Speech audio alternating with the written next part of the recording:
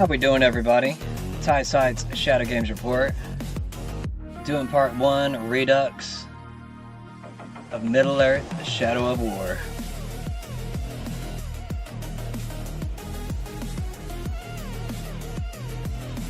I'm gonna try this game out again. I didn't really like it all that well the first time.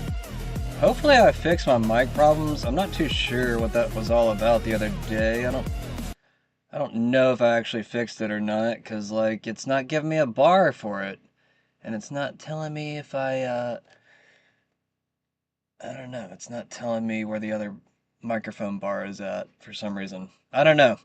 They updated the program, and everything changed since then, so it's gonna probably take a minute to figure out. So I apologize if there's any sound problems as of right now. There might be a slight echo. I'm trying to figure out how to turn that off, but I don't know. I might figure that out during the middle of the show or something. We're going to go ahead and do 30 minutes to an hour and a half of news before we get into the game.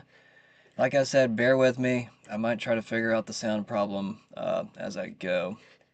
Hopefully it's not too much of a headache. Y'all see me? Sometimes I'm just kind of like, am I too dark on my screen? I don't know. Everybody gets like too nosy and wants to like peer into my soul, into my room, and I'm just like, why? Why do you want to learn everything? I don't know. I don't know, man. People are weird. I'm kind of weird too sometimes. Anyways, let's get through these headlines. Trump warns Iran of strike unless Strait reopens by Tuesday night.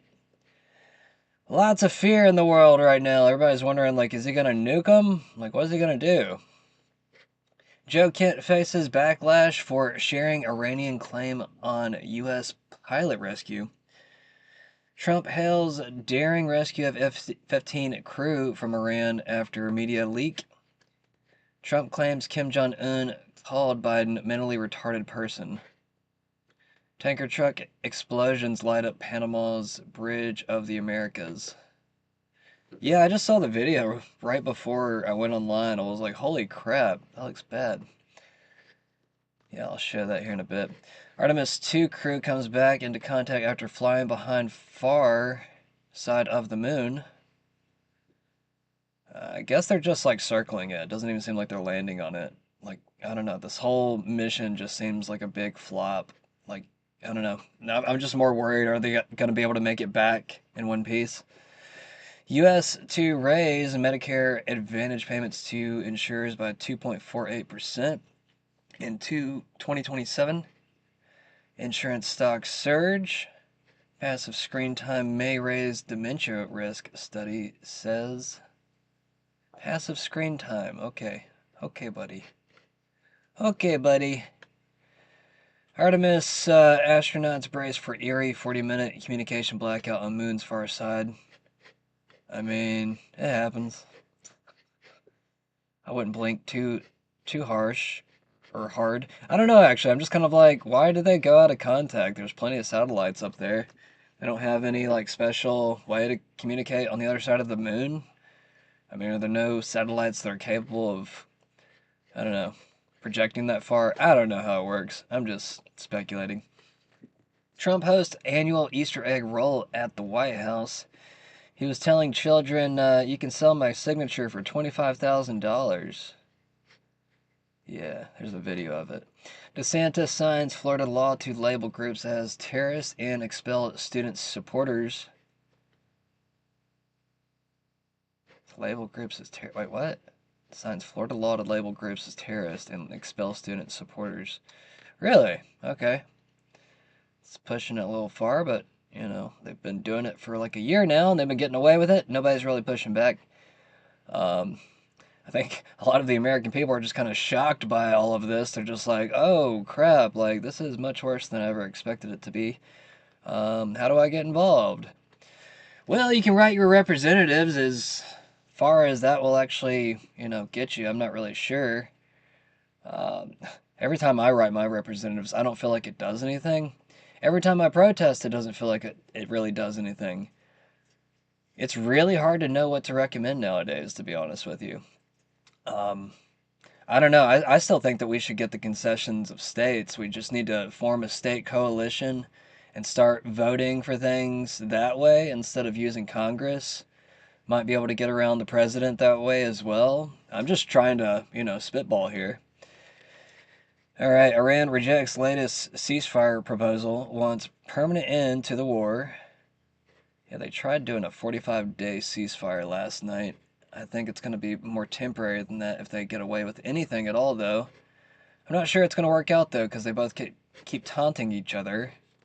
They're both extremely childish. It's like the worst two people you would want to like head up against each other is Trump and Iran, I guess. I never really thought about it before, but it's just kind of like, well, shit. We're just stuck in this situation now, huh? Yeah, like people don't understand. Like I am anti-war, but once we actually get into war and there's like no way out of it, I mean, you kind of have to get into a war mindset. I'm not saying you have to be pro-war or anything. You can try to deter war still, but after you're in it, it's hard to get out. And then you start trying to think like tactfully, tactically, tactfully. Yeah, they both work. Tactically and tactfully. Sorry, I just like stumbled there. But yeah, we have to think tactfully here. We have to think about the future. We have to think about, you know, since we're already in this conundrum, like what do we do to stop it? And I'm not saying that this concept even exists. I'm not saying that this is the absolute answer. So like, anybody that hears this, you can question my logic all you want to here. But now that we're deep into this, and now that Iran is kind of like, I don't know, controlling the strait, we have no real pull or leverage over the situation.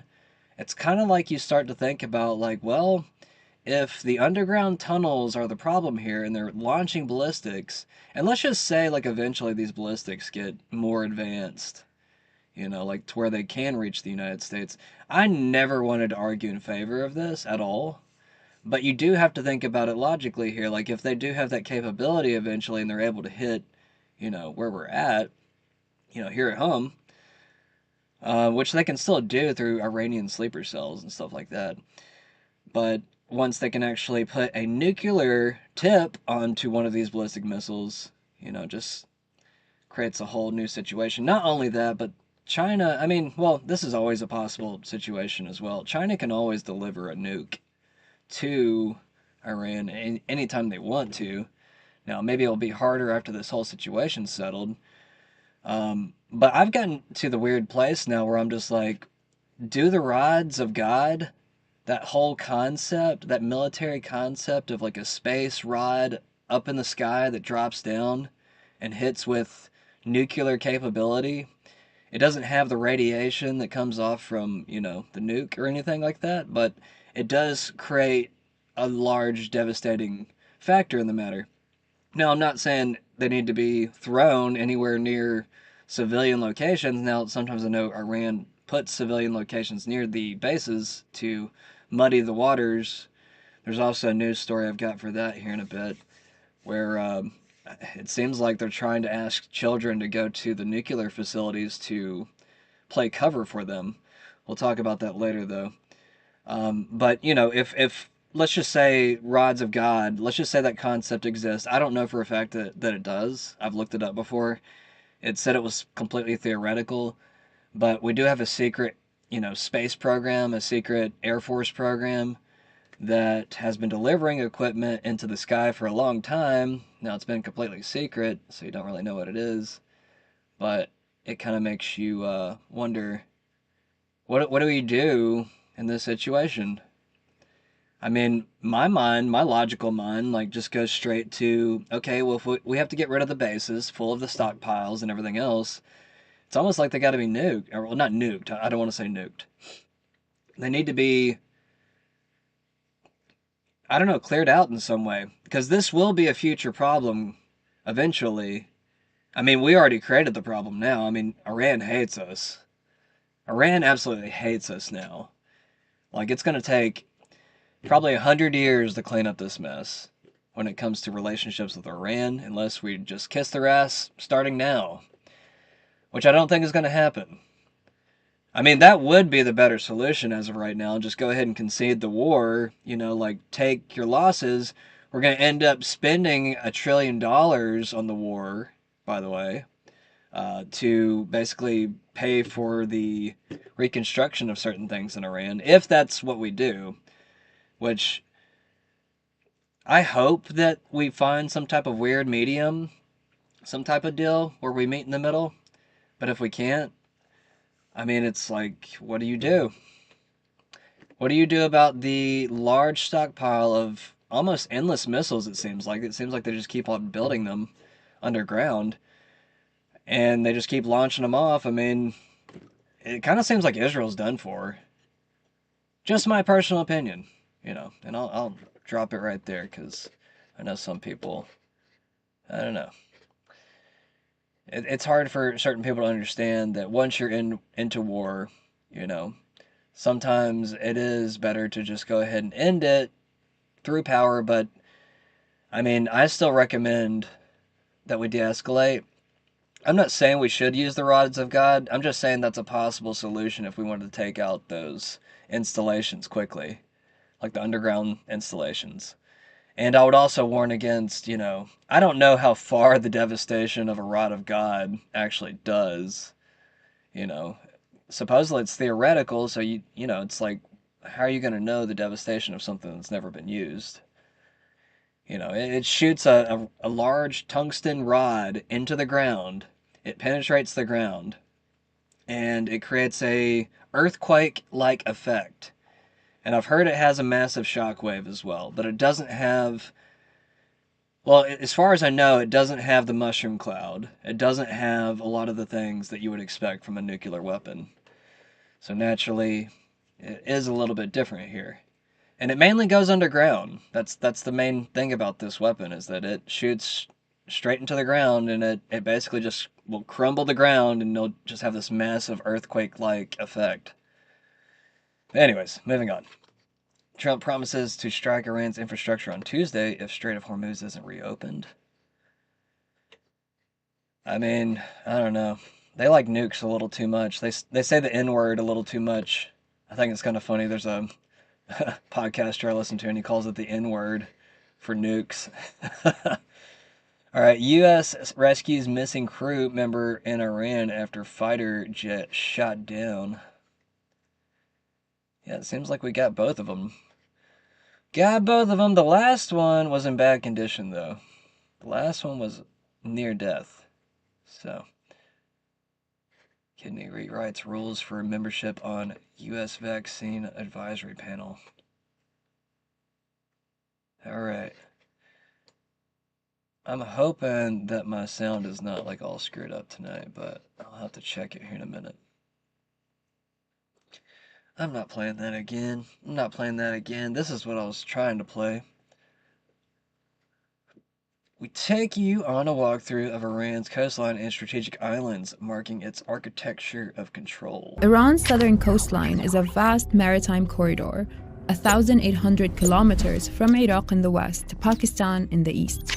All along the coastline are islands with geopolitical leverage points that have been described as Iran's strategic architecture of control. And at its heart is the Strait of Hormuz, a narrow choke point through which 20% of global oil and gas flows. Let's look at the strait. All along, it is a defensive arc of islands that's come into play since the start of the US-Israeli war on Iran. See, Iran imposes control over ships passing through the strait. The usual deep-water shipping lanes are empty, and only select vessels can pass through a new safe corridor under Iranian supervision. That 18 kilometers corridor runs between Larak Island and Hormuz Island to its north. More and more tourists are visiting Hormuz Island, by the way, to take in the stunning Rainbow Valley's red landscape. On the mainland here, we have Bandar Abbas, Iran's main port, a hub for naval operations like monitoring the strait and a logistics link between the mainland and the Gulf. The largest island in the Gulf is Qishm Island, a free trade zone also believed to host military facilities and fast-attack naval units. Down here are the disputed islands of Greater Toom, Lesser Toom, and Abu Musa. They're governed by Iran, but the UAE says they're part of its territory. Their strategic locations allow Iran to monitor shipping lanes, maintain military installations, and extend its territorial waters. Asaluya, with its rugged terrain, is home to the South Pars gas field, which provides most of Iran's gas. Iran's only operational civilian nuclear power plant is further north at Bushehr. And less than 2 hours away by boat is Kharg Island, which handles about 90% of Iran's oil exports. The location makes it an ideal processing and storage depot for mainland and offshore oil fields, which connect to it by relatively short pipelines. And its deep waters mean large tankers can dock and load here, something they can't do at the mainland. REDUX has been in the headlines since US President Donald Trump bombed it on March 13th. Tellingly, he left the petroleum installations untouched, and has said repeatedly since then that he wants to seize the island and Iran's oil. Meanwhile, Iran's overall response has been pretty confident, with Army Chief Major General Hatami saying that if the US tries to invade Iran, not a single American soldier would survive.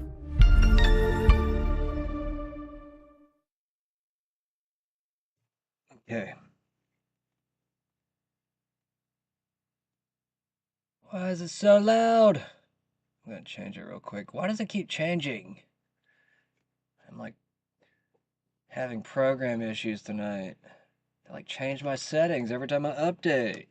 Jeez. Alright. Back to the news. Let's see what's over here. Kobisi letter says, breaking Iran has delivered its highly anticipated 10-point response to the U.S. 15-point peace plan. Iran's 10-point plan includes guarantee that Iran will not be attacked again, permanent end to the war, not just a ceasefire, into Israeli strikes in Lebanon, lifting of all U.S. sanctions on Iran, into all regional fighting against Iranian allies. Who's that? Who are your allies at this point? Maybe Russia? China? China's not really getting hit hard. Maybe they're more, I don't know, we attack China more economically. China is a little bit of a different story, in my opinion. They are a superpower now, so. In return, Iran would open the Strait of Hormuz. Iran would impose a Hormuz fee of $2 million per ship. Iran would split these fees with Oman. Iran to provide rules for safe passage through Hormuz. Iran to use Hormuz fees for reconstruction instead of reparations. That's not horrible, actually.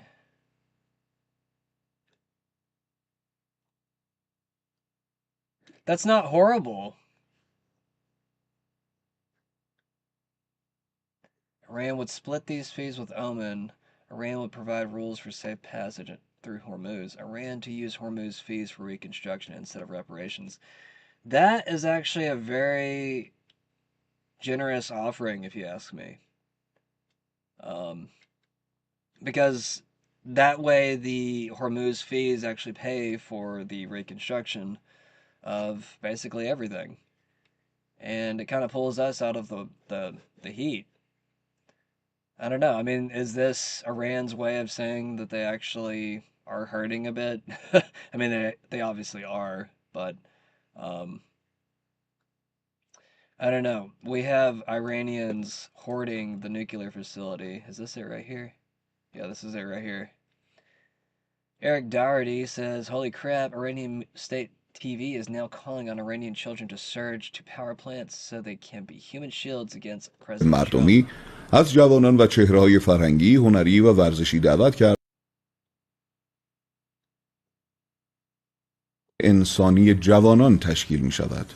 علیرضا رحیمی دبیر شورای عالی جوانان و نوجوانان کشور در پی پیشنهاد جوانان خلاق و فعالان گروه‌های مردمی از جوانان و چهره‌های فرهنگی، هنری و ورزشی دعوت کرد برای تشکیل زنجیره انسانی در اطراف نیروگاه‌های برق کشور در ساعت 14 حضور پیدا کنند. Since we can understand that, I'm just going to move on. I'll say, explain to your listeners that that people wonder, why did we need to suppress ivermectin and hydroxychloroquine? These are well-established drugs with Oh my God, I'm so glad he's not president. Jeez, he sounds different almost every time I hear him. Established safety profiles that have billions of doses have been given. Ivermectin is a human drug. It also works on horses, but it won the Nobel Prize because it works so well on human beings. Mm-hmm. Tony Fauci's problem was this. There's a little-known federal law that says you cannot give an emergency use authorization to a vaccine if there is any medication approved for any purpose that is shown effective against the target disease. So if Tony Fauci or anybody had admitted that hydroxychloroquine or ivermectin are effective against COVID, it would have been illegal for them to give the emergency use authorizations to the vaccines, and they could never have gotten them approved. And it would have been, a 200 billion enterprise that would have collapsed. Fascinating, that is fascinating. I mean, I have been covering this very closely now for all the 2 years. That's the first I've heard that. I mean, in your book. So he would not have gotten emergency use authorization for the vaccine if the medical community had been saying ivermectin works. It is an effective treatment for COVID. Well, the medical community, a lot of it was saying that. I mean, there's 17,000 doctors who've signed a petition, and there are so many peer-reviewed publications now that consistently say that. But he had to aggressively crusade against it to kind of drown out those reports by saying it's a horse medication. It's people are taking it and it's dangerous and it's overdosing people. And why do you keep saying it? Why did he keep saying it after he got his authorization? Well, even if you have the emergency use authorization, the law appears to say you can't have it anymore if there's a functioning medication. So, that may be why. Again, I try not to look in his head, but I do. There's a very, very strong incentive for him to kill ivermectin and hydroxychloroquine. And, there are many doctors, including Harvey Reich of Yale, is one of the leading biostatisticians, epidemiologists in the world. Peter McCulloch, who is the most published doctor in the history of the world in his specialty. Pierre Corey, these doctors who've treated tens of thousands of COVID patients successfully, they consistently say, and the science supports this, that 500,000 Americans did not need to die. Response to critics who say that yesterday in your Truth Social you called the Iranians crazy bastards. True. What is your response to critics who say that? I don't care about critics. What is your response to critics who say that it is your? Yesterday in your Truth Social you called the Iranians crazy bastards. True. What is your response to critics who say that? I don't care about critics. What is your response to critics who say that it is your mental health that should perhaps be examined as this war continues? I haven't heard that. But if that's the case, you're going to have more people like me, because our country was being ripped off on trade, on everything, for many years until I came along. So if that's the case, you're going to have more people. Yesterday in your Truth Social... No, I mean, I think he needs to get his head checked, too. I think a large portion of the country feels that way right now, so he really needs to stop being all angry old senile man that doesn't want to listen to everybody. I don't know. It's just getting weird. Getting weird. Getting weird, everybody. Alright, Trump hails daring rescue of F-15 crew from Iran after media leak. What do you mean media leak? Media leak of what? I don't remember hearing about a leak. You know who else didn't help us? South Korea didn't help us. Oh yeah, this is that particular story. Spain banned the U.S. Air Force refueling tankers involved in an Iran war from flying through Spain airspace. Spain is a NATO ally. What a freaking disgrace. Eric Doherty always posts pro-Trump posts, basically, by the way. Just want to make sure everybody is clear about that. He's very biased. Art Candy says, Pete Hegseth, we execute with precision, we fight with honor. Bro, you bombed schoolgirls. Yeah, I'm not going to get into that video. I want to see this one, though. Australia. Think of it. And it's not just NATO. You know who else didn't help us? South Korea didn't help us. You know who else didn't help us? Australia didn't help us. You know who else didn't help us? Japan. We got 50,000 soldiers in Japan to protect them from North Korea. We have 45,000 soldiers in South Korea to protect us from Kim Jong-un, who I get along with very well, as you know. Do you notice he said very nice things about me? He used to call Joe Biden a mentally retarded person, okay? So don't tell me about your stuff. Joe Biden, he said he's a mentally retarded person. He was so nasty to Joe Biden. It was terrible. But to me, he likes Trump. And do you notice how nice things are with North Korea? It's very nice. But we have... Think of it. And it's not just NATO. You know who else didn't help us? There's a story going around right now that the Iranian hackers that hacked Kash Patel's email also found evidence that our government murked Charlie Kirk with the exploding pen mic. This is what we've pieced together from the emails and other intelligence sources. Charlie Kirk was never shot with a bullet.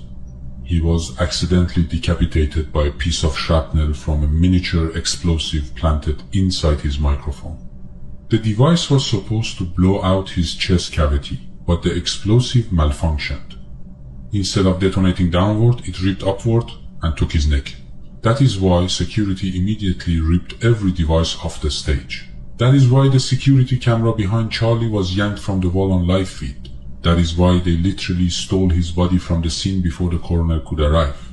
That is why Netanyahu went on television within minutes to say it wasn't Israel before anyone had even asked. That is why the FBI took forever to find the killer. They had to rush manufacture evidence to match the lie.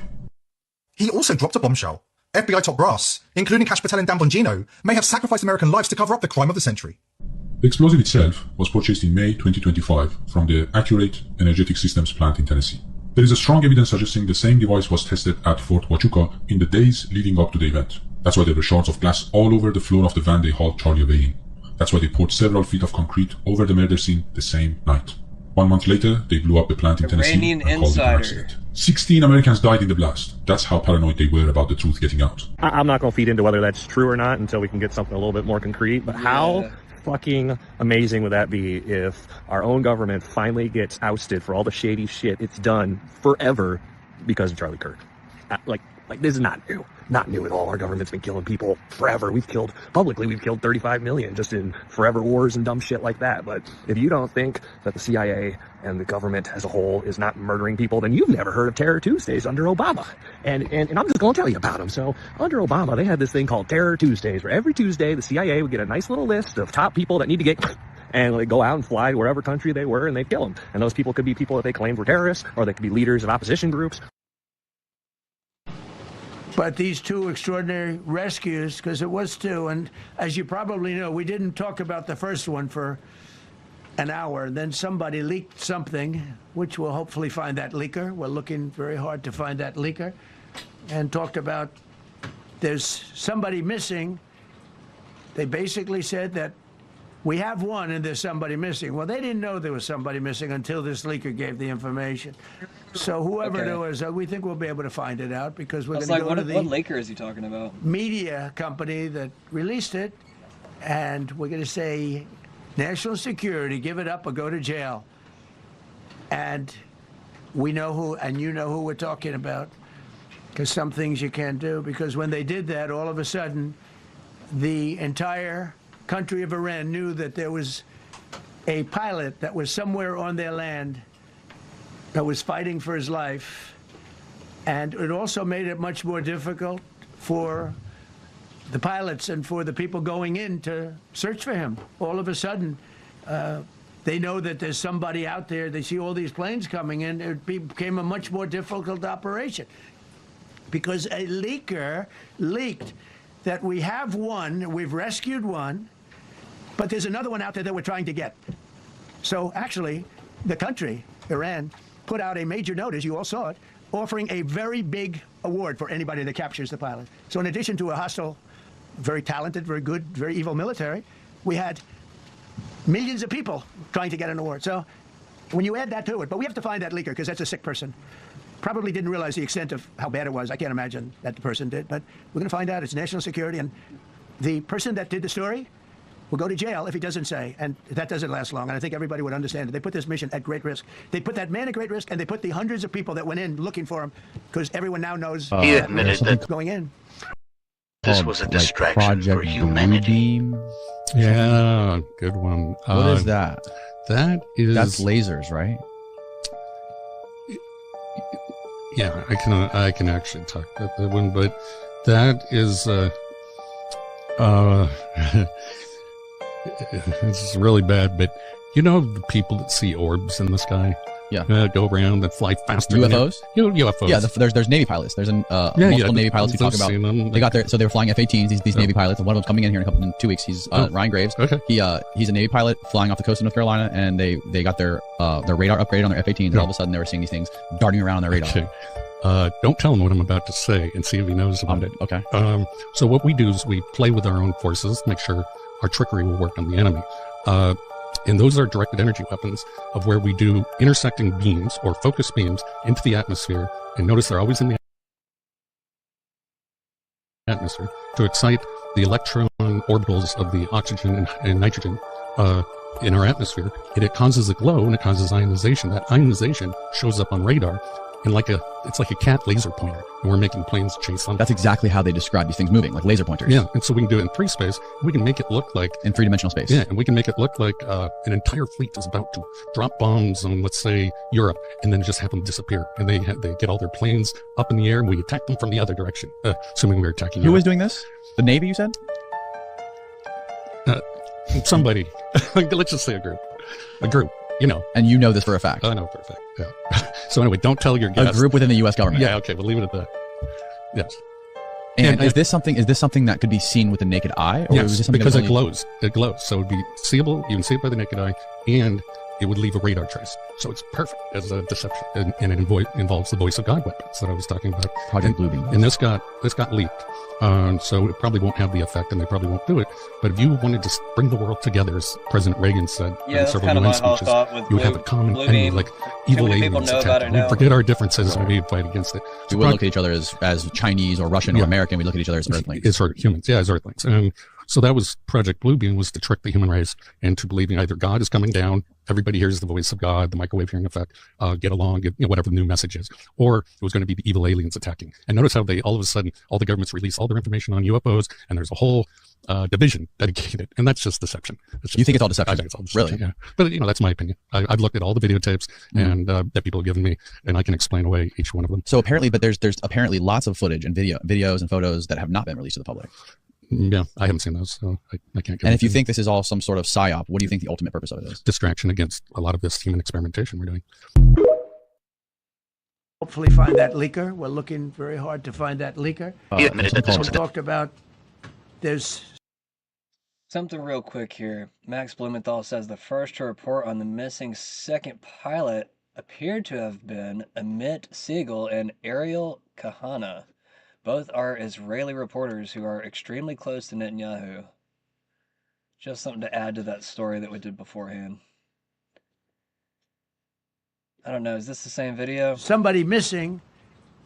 They basically said that we have one and there's somebody missing. Well, they didn't know there was somebody missing until this leaker gave the information.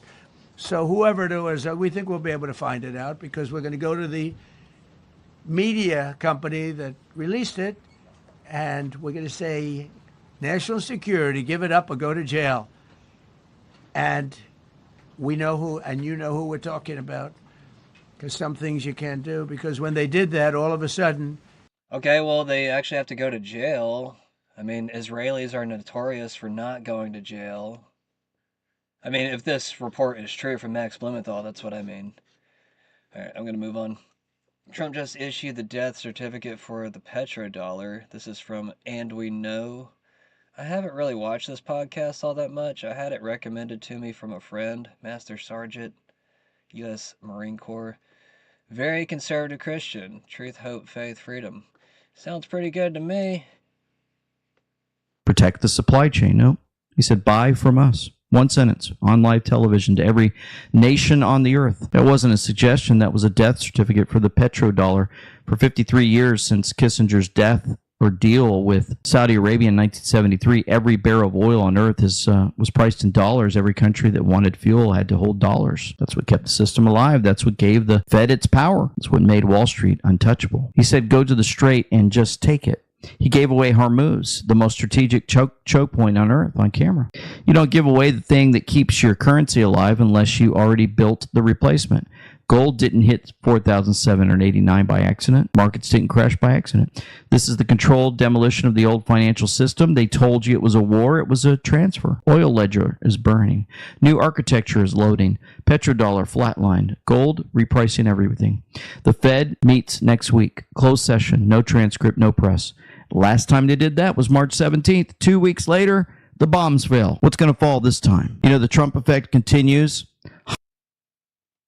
I don't know. It kind of seems like a Q follower, but I don't really know this particular podcaster, like I said. I think Mr. Poole, who he was covering, is a Q follower, though, but I don't know that for a fact, so I'm just going to leave it at that. All right, veterans face foreclosure surge after VA mortgage program ends. An NPR investigation reveals over 10,000 veterans have lost homes to foreclosure since the VA ended its VASP program in May 2025, the highest rate in a decade for VA loans. launched in 2024 to help those who hit by post-COVID repayment cliffs. VASP let the VA buy delinquent loans and offer low 2.5% rates, at aiding 33,000 before the Trump administration shut it down over cost and authorization concerns.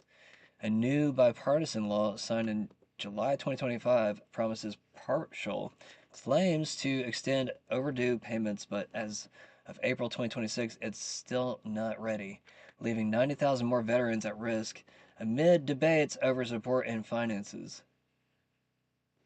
U.S. military, we leave no American behind. Annie says Trump doesn't give a shit about our veterans.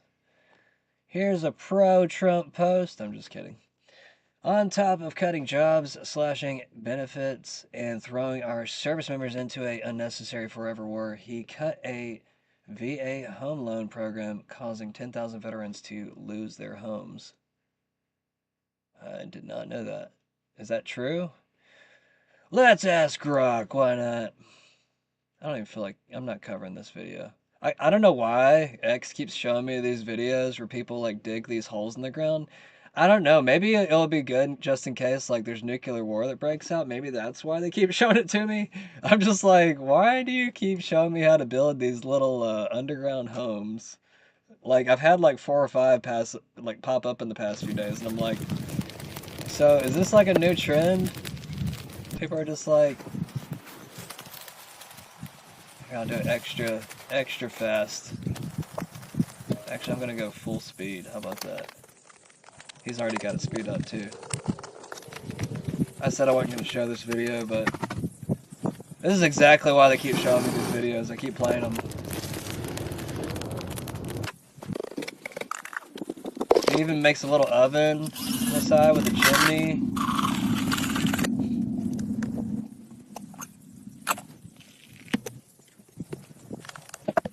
Makes a roof. I don't know how that thing doesn't flood when it rains. I guess you just don't do it when it rains, because I know that shit ain't gonna stop it. Like, put a tarp over at least.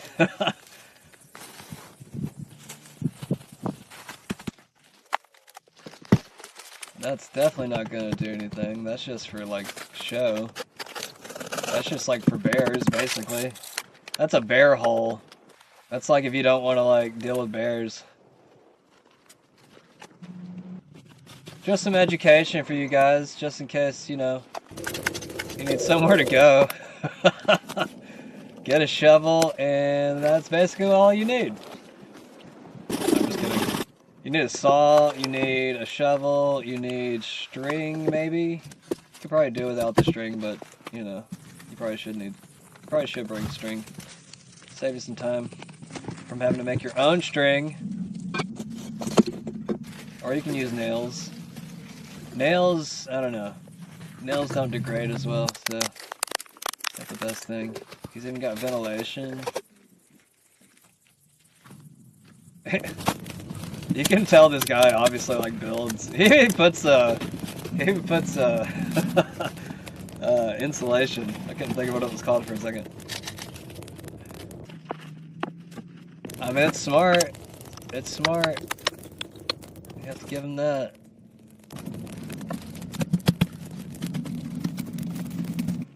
I don't know. Do you think he cut all this? I feel like he cut some of this. Like, he even brought, like, a painting and everything else. Like, you don't need that. What the hell's the clock for? You don't got, like, a cell phone, bro? Bacon, sandwiches. Alright, we're done. We're done. We're done. We're moving on. We're moving on. I'm sorry. That was just way too enjoyable not to look into. What's this over here? Oh, yeah. Annie accuses Trump of harming veterans by ending the VA service program in May 2025, linking it to 10,000 foreclosures and broader cuts in jobs, benefits, and involvement in conflict. The program offered low-cost 2.5% mortgages. So is this true? Traces back to 2022 end of COVID forbearance program under Biden, which created lump sum repayment burdens amid rising interest rates. Okay, so let's just ask Grok, how would you rate the accuracy of this post. Is it true? I don't know why I typed that much. I didn't have to type that much.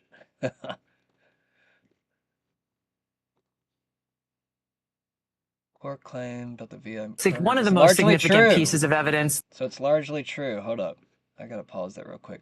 The VA servicing purchase program launched under Biden administration in 2024. Trump administration's VA ended new enrollments in the program effective May 1st. After the shutdown, VA loan foreclosures rose sharply. Data shows more than 10,000 veterans lost homes. Okay, so it seems like it's true. That is also a dirty mark, especially during this time whenever they say they protect soldiers. They literally went out of their way. They probably spent millions of dollars to go rescue this one guy that's probably going to die. Like, I'm not wishing that upon him. I'm just saying that I know he's in critical condition from what they've said. Hopefully he lives. But, you know, sometimes you just got to be realistic. All right, we'll say a prayer. Dear God in heaven, please let this man live. Like, for the love of God, please save him. Okay? Everybody happy? In Jesus' name, amen. Oh, yeah, that reminds me of a post I want to get to. Reminds me of the Bill Cooper post. Hopefully I get to it in time. Actually, I'm going to stop doing this. We're going to go ahead and switch over. We're going to hit it from both sides. If anybody wants to go check out my music gaming playlist called Netherwave, got plenty of dark synthwave, dark wave, hard wave, whatever you want to call it. Different types of wave music. Alright, let's get... I don't feel like covering that. It's a worthless video. We gave them a massive loan, so fake. Javier Milei has halved poverty in Argentina. If anybody remembers, we just gave them like $20 billion, like, what, 3 months ago?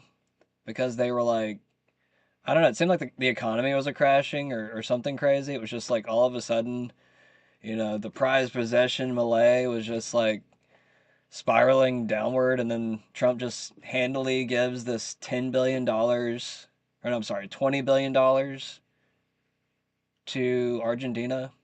Like, we don't know where it went to. There was no repayment system, as far as I know. I mean, I don't know, actually. I think there might have been a small repayment system, but I think it was only going to be like 25% of it or something. Either way, who knows if they're actually going to pay that or not. But he got really excited. He said that, let's see, his approval ratings have skyrocketed to 64%. Poverty fell from 30% to 17%. Extreme poverty fell from 11% to 5%. Well, they probably just shoved the money towards these people. Is it true eradication of the poverty, or is it just like a minor... I mean, normally whenever you just give people money and it, you know, don't give them jobs or anything else, they're not really gonna last too long on it.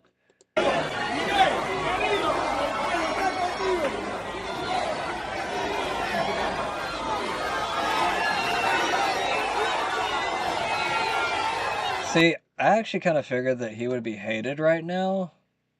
I mean, at least going off the stories of Patagonia, the forest fires allowing certain foreigners to buy land after the land burns down, which you had those supposed Israelis or Jewish people that were burning down the forest, that were caught burning it. I mean, I'm just going by the videos. I'm not saying that, you know, any of the claims are true. I'm just going off of like what I covered on my show, you know. Anyways, let's get back over here. Let's move on to better things. I don't know. I had high hopes for Malay, and he really kind of let me down once I saw the whole Patagonia thing. I don't know. And he has a rabbi. I think that's kind of strange. I've never seen a Christian have a rabbi. I didn't think that was a thing until recently. But yeah, there's certain people that have rabbis, and I just want to let you know that's not a very Christian thing to do, in my opinion. I mean, they're not the same thing as Jesus. I know Christians just like to see Jews as if they're Jesus or something, But Jesus did have a big tiff with his own kind. Just in case you haven't read the New Testament, just in case, I'm not telling you have to, I'm just saying that for historical references, it might be, might be good right now. I mean, it's good for spiritual purposes too, but historical references, just in case anyone's secular. Liz Churchill says a screaming illegal invader is dragged out by ICE as President Trump's mass deportations are live. Señor, ¿está bien? ¿Cómo se llama? ¿Cómo se llama, señor? Señor, ¿cómo se llama para poder buscar a su familia? Fucking pussy ass I can't even get that high pitch. If y'all have the balls to I can't get that high pitch. with a mask, take it off.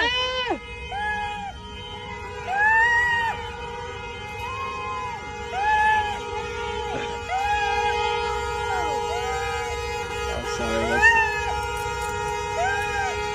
he's so scared. I mean, this could happen.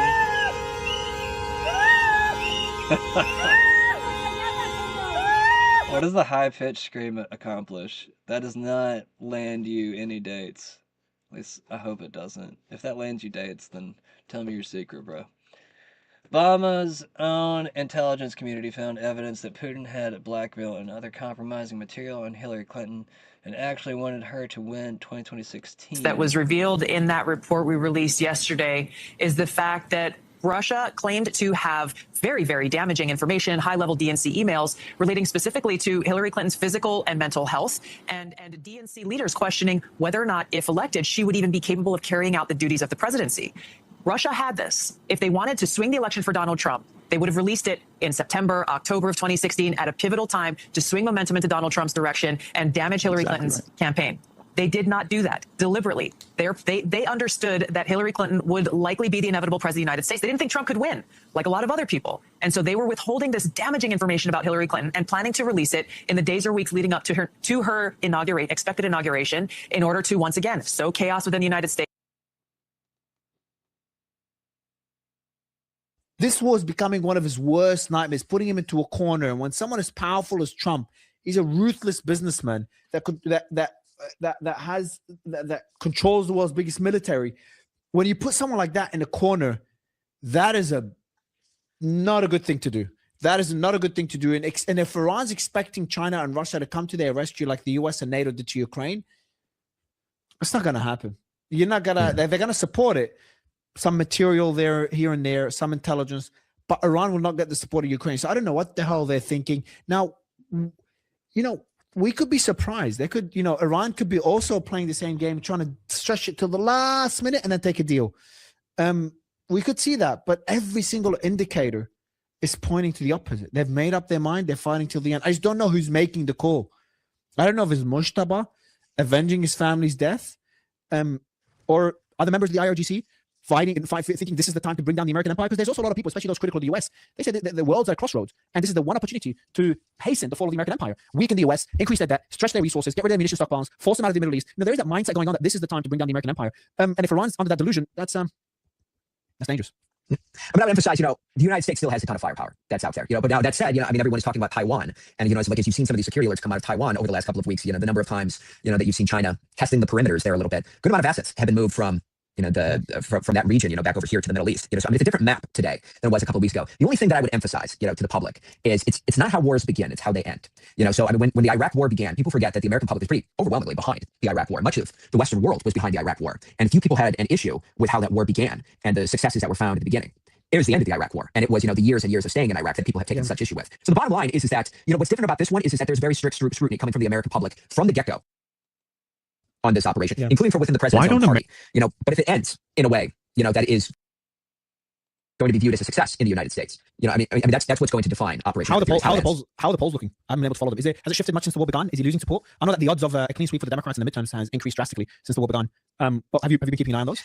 Yeah, I'm not as close, over in the United States, but I mean, I have seen, there are a lot of people who are against this operation, and there are plenty, that are for this as well. But I mean, it seems as though, taking the general temperature of the American public, the majority not in favor of this. I mean, I've admittedly been keeping a closer attention, to the polls here in Israel, just trying to take the temperature here. And I mean, they've largely stayed rock solid, with the Israeli public, right around that 80% number since the beginning of this. And I add even further that, I mean, most everyone who I've met here in Israel who is not in favor of this war has largely been a transplant, someone from the United States or from Western Europe, so I mean, that has remained rock solid here, I would say.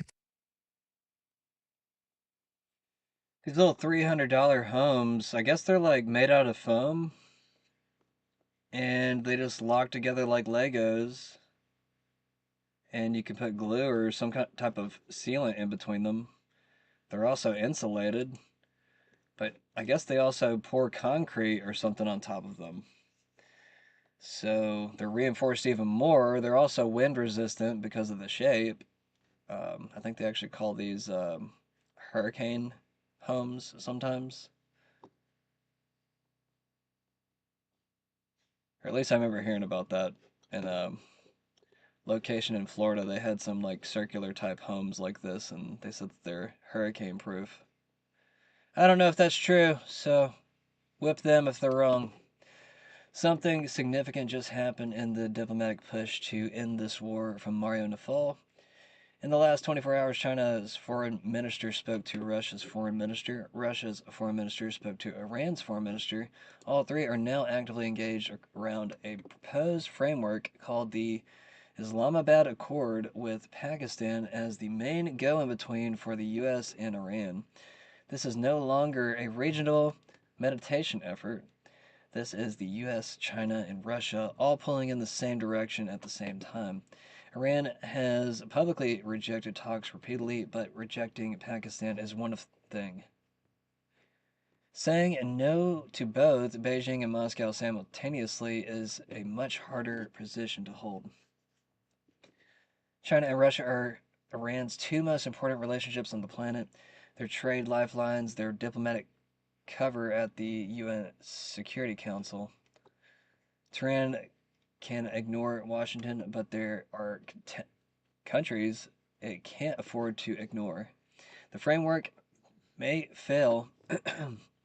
The mistrust runs deep, and the IRGC is not convinced. But for the first time since this war began, the diplomatic architecture looks serious. Watch Islamabad very closely. Yeah. I think it is kind of funny. I think it was Jimmy Dore I was watching earlier.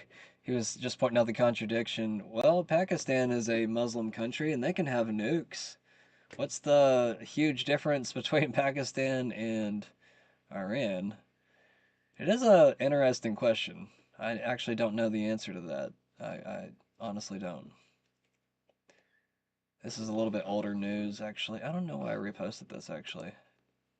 That's like from a few days ago. Iran asked BRICS to condemn the U.S. and Israel. Tehran only joined the group in 2024. The problem is the room. India chairs BRICS and is close to Israel. The UAE is a member, and Iran has been bombing its cities. China and Russia support Iran, but they are outnumbered by countries that want nothing to do with this. Nobody in that room agrees on lunch, let alone a war. Ooh! Got a little tagline there at the end. Neither side can say yes to a permanent ceasefire right now, so they are talking about a temporary one. Iran got hit twice in a year and cannot walk into an open-ended deal that leaves it exposed. The U.S. cannot offer permanent peace without getting something on nuclear weapons and missiles first. So they borrowed the Gaza playbook and timed a time-limited pause, while the real fight moves to the negotiating table.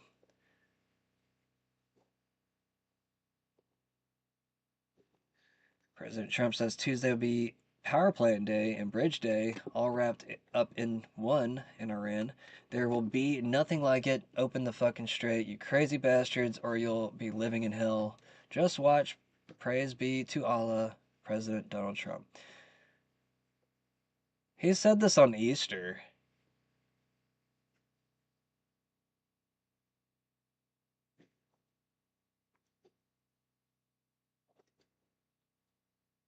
He said this on Easter, bro.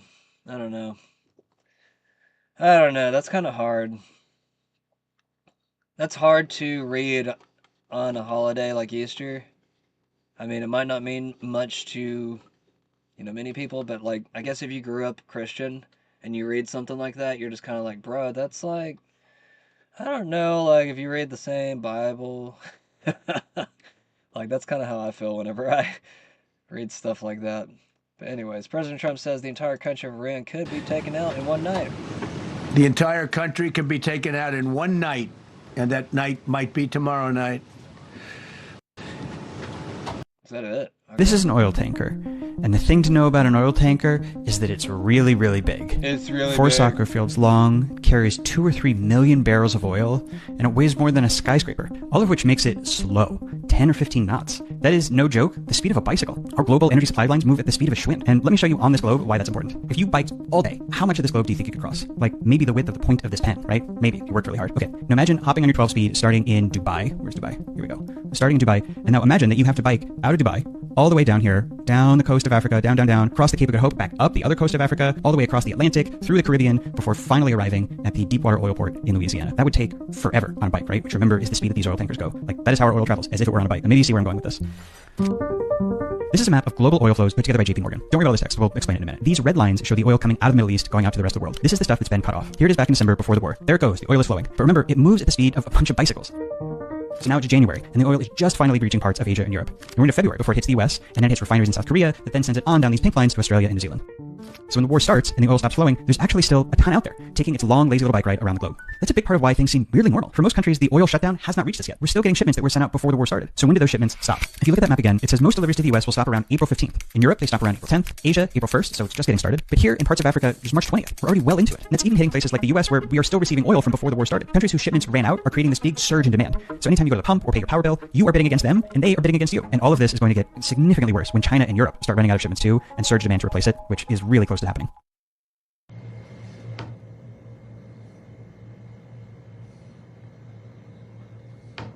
Massive explosion from a tanker near the bridge of the Americas in Panama City.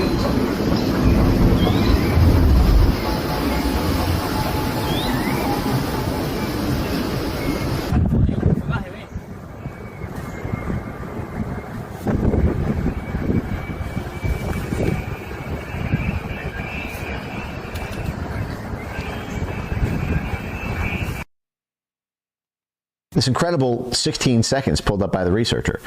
Norm Eisen said his good friend, Supreme Court Justice John Roberts, was not corrupt and that John went to the Czech Republic for a week so that they could spend more time working on American rule of law issues together. John Roberts is not corrupt. I know the Chief Justice well. He stayed when I was ambassador, stayed under my roof, came and spent a week with us. We worked on American and European rule of law issues together. Did you hear that?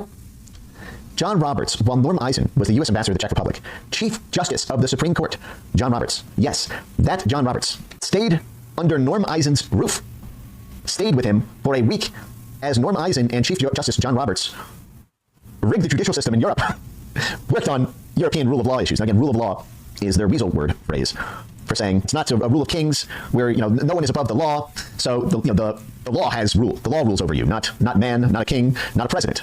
It's all about the law controls all.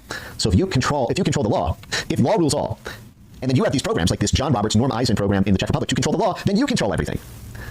So having a program, a rule of law program, sometimes called governance programs or anti-corruption programs, but they're all about control over the judges, the prosecutors, the courts, the law schools. So this is what we're running into right now with all these district court judges who are nullifying everything Trump does, blocking him from shutting down agencies, blocking him from firing people. This is what it looks like when you've got these rule of law programs in a foreign country and they try to change their laws or they try to clean up their country. I actually want to get into some of these documents in a bit here. But now, Norm Eisen lived in a very peculiar place in the Czech Republic. He had a special house. There you go. Prague Palace. Norm Eisen, with the former president of the Czech Republic in October 2000. The last palace in the next battle. Norm Eisen tells the epic story of democracy's long victory in Europe through a house's history. 7 years ago, as the new U.S. ambassador to the Czech Republic, and head of the State Department for all things Czech Republic, Norm Eisen moved into one of Prague's most beautiful homes, a 150-plus room Beaux Arts mansion with a sweeping curved facade. He soon heard fascinating tales about its previous residents. A German general, one of Czechoslovakia's richest men. Okay, so he stayed in a 150-plus room mansion. So when he goes on and he says, I know the Chief Justice well. I know the Chief Justice of the Supreme Court, John Roberts, well. He stayed when I was ambassador, stayed under my roof. He stayed under my roof. So he stayed in Norm Eisen's 150-room mansion. Came and spent a week with us. We worked on He came and spent a week with us. We worked on American and European rule of law issues. We worked on American and European rule of law issues. I want to know what exact issues they worked on. What American and European rule of law issues did Norm Eisen and John Roberts, staying at Norm Eisen's house, work on for a week? Was it rule of law issues in Romania? In France? Obviously in the Czech Republic, because if you remember, Norm Eisen was effectively doing this like regime change operation through arresting all the political opponents. But he said American and European rule of law issues. I want every single one of these rule of law programs completely declassified. This is one of my side quests right now. To protect us from Kim Jong-un, who I get along with very well, as you know. Do you notice he said very nice things about me? He used to call Joe Biden a mentally retarded person, okay? So that's a very nice thing to say about my opponent. Oh boy. President Trump announces the admin is going hard after whoever leaked. Yeah, we already talked about that. Let's keep moving. We got Joe Kent here saying the Post is jumping in with CNN to show that war and supporting Israel first is bipartisan. I quoted drop site news that gave a roll-up of U.S. and Iranian coverage. This attack is designed to divert from the main issue. This foolish war is not in our interest and only benefits Israel. It's hard to argue with that. 2 Israeli commando units reportedly participated in the 36-hour mission to rescue the missing U.S. F-15 pilot from Iran. Members of Unit 5101, more commonly known as Shaldag and Sariat Matkal, specialize in clandestine operations, combat search and rescue, and special reconnaissance within enemy territory. A U.S. helicopter reportedly came under fire during the operation, but was able to return safely to base. I don't know why he felt the need to include that Israel took a small part in trying to rescue this one dude. Yeah, I think there was like 15 helicopters or something. There was like a whole army they sent basically for this one guy. It was pretty crazy. Just kind of makes me wonder, it's like, man, kind of wish they would like take care of our veterans better here at home. I mean, I'm not saying don't take care of our soldiers overseas. I'm just saying that, man, it'd be nice if we actually upheld the pensions and everything else that we have for these soldiers. Yeah. Rabbi Shmuley is demanding on Easter that all Christians accept that it was the Romans, not the Jews, who murdered Jesus. Hi, everyone. So I've been offline for 3 days, 2 days of Passover and then the Sabbath. I've seen that there's tons of activity regarding my post about Jesus and his murder and crucifixion by the Romans. So let's be clear. Since tomorrow is Easter Sunday and I couldn't broadcast to you on Good Friday, the day of Jesus' murder by the Romans. Let's be clear. First of all, according to all the Roman historians, the Romans killed Jesus, not the Jews. Tacitus, look it up. Secondly, let's go now by the Christian sources. I wrote a book called Kosher Jesus. Please read it. All the New Testament sources, Mark, Matthew, Luke, John, say that the Romans, not the Jews, killed Jesus. I don't only mean that it was Pontius Pilate, who was like the Hitler of his time, who actually ordered the actual crucifixion of Jesus, who was given a political murder that Romans carried out for those who rebelled against Caesar. At the time, it was the Emperor Tiberius. That was crucifixion. The Jews never used crucifixion. It was a Roman death. I don't only mean that Pontius Pilate ordered it. I mean that even for those of you who say, okay, the Romans killed him, but the Jews turned him over, that's garbage. There were 2 camps in ancient Judea of Jews. They were the Roman collaborators, the Jews who sold out their people, a minority, but they were the elite, right? Because they got tons of money from the Romans, and they were called the Sadducees. Then there was the bulk of the Jews, 90%, the Pharisees, of which Jesus was a devoted member. The Pharisees never turned over Jesus to the Romans. To the extent that any Jews whatsoever, like Caiaphas, the high priest, was involved in having Jesus given over to the Romans to be put to death, is because Caiaphas was nothing but Roman muscle. Caiaphas was nothing but a Jewish turncoat who was on the payroll of the Romans to look for Jews who rebelled against Rome so they could be turned over and be killed by the Romans. So what you see is that the Romans and the Roman party who killed Jesus. Jews like me and all the Jews who are alive today are not descendants of the Sadducees. They are descendants of the Pharisees. The Jews had nothing to do with the murder of Jesus. Indeed, the New Testament says several times that the Pharisees warned Jesus, like in Luke, I think it's chapter 13, verse 3, look it up, I think that's correct, when they warned Jesus, run away because the Sadducees are looking to turn you over to the Romans, and the Romans want to kill you.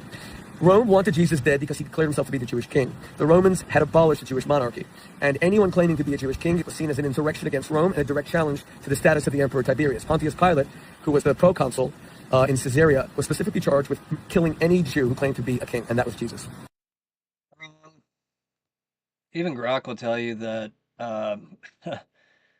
it was the Pharisees that were the Jewish authority that called for Jesus' death. And I mean, I remember asking Grok that one day. Let's ask Grok right now. Who ordered Jesus' death? See if Grok gives me a different answer this time.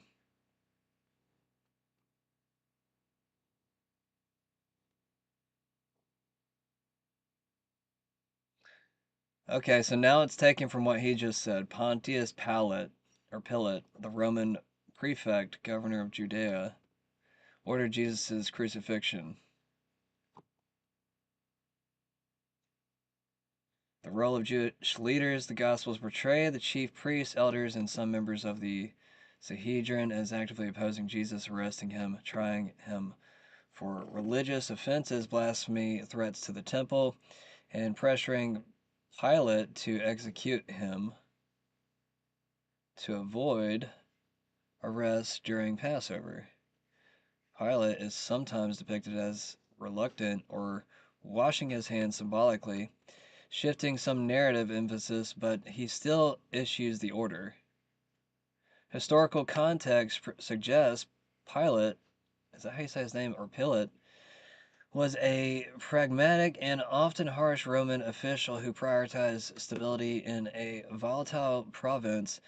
Executing a popular figure seen as potential instigator made sense to him politically. Rabbi Shmuley Botek, or however the hell you say his last name, and the video from the original post emphasizes that Romans alone carried out the execution and argues the New Testament can be read as placing primary blame on Roman authority and collaborating Jewish elites like Sadducees tied to the temple, while distinguishing them from broader Jewish people or Pharisees whom he associates with Jesus' teachings. He cites Tacitus to stress Roman responsibility. This view counters historical anti-Semitic misuse of the story.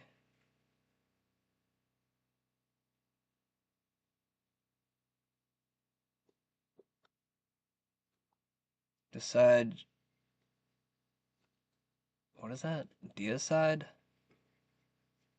Charge against all Jews. I've never heard of that word before.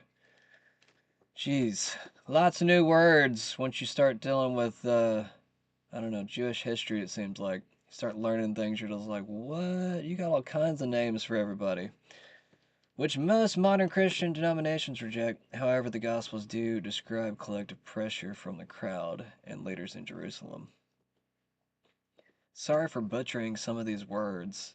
They're not common words, so I'm just kind of like stumbling over some of them. Alright, broader theological and historical perspectives. Pilate gave the final order. Jesus was executed as a perceived political threat. King of the Jews. Inscription on the cross. Roman soldiers performed the crucifixion.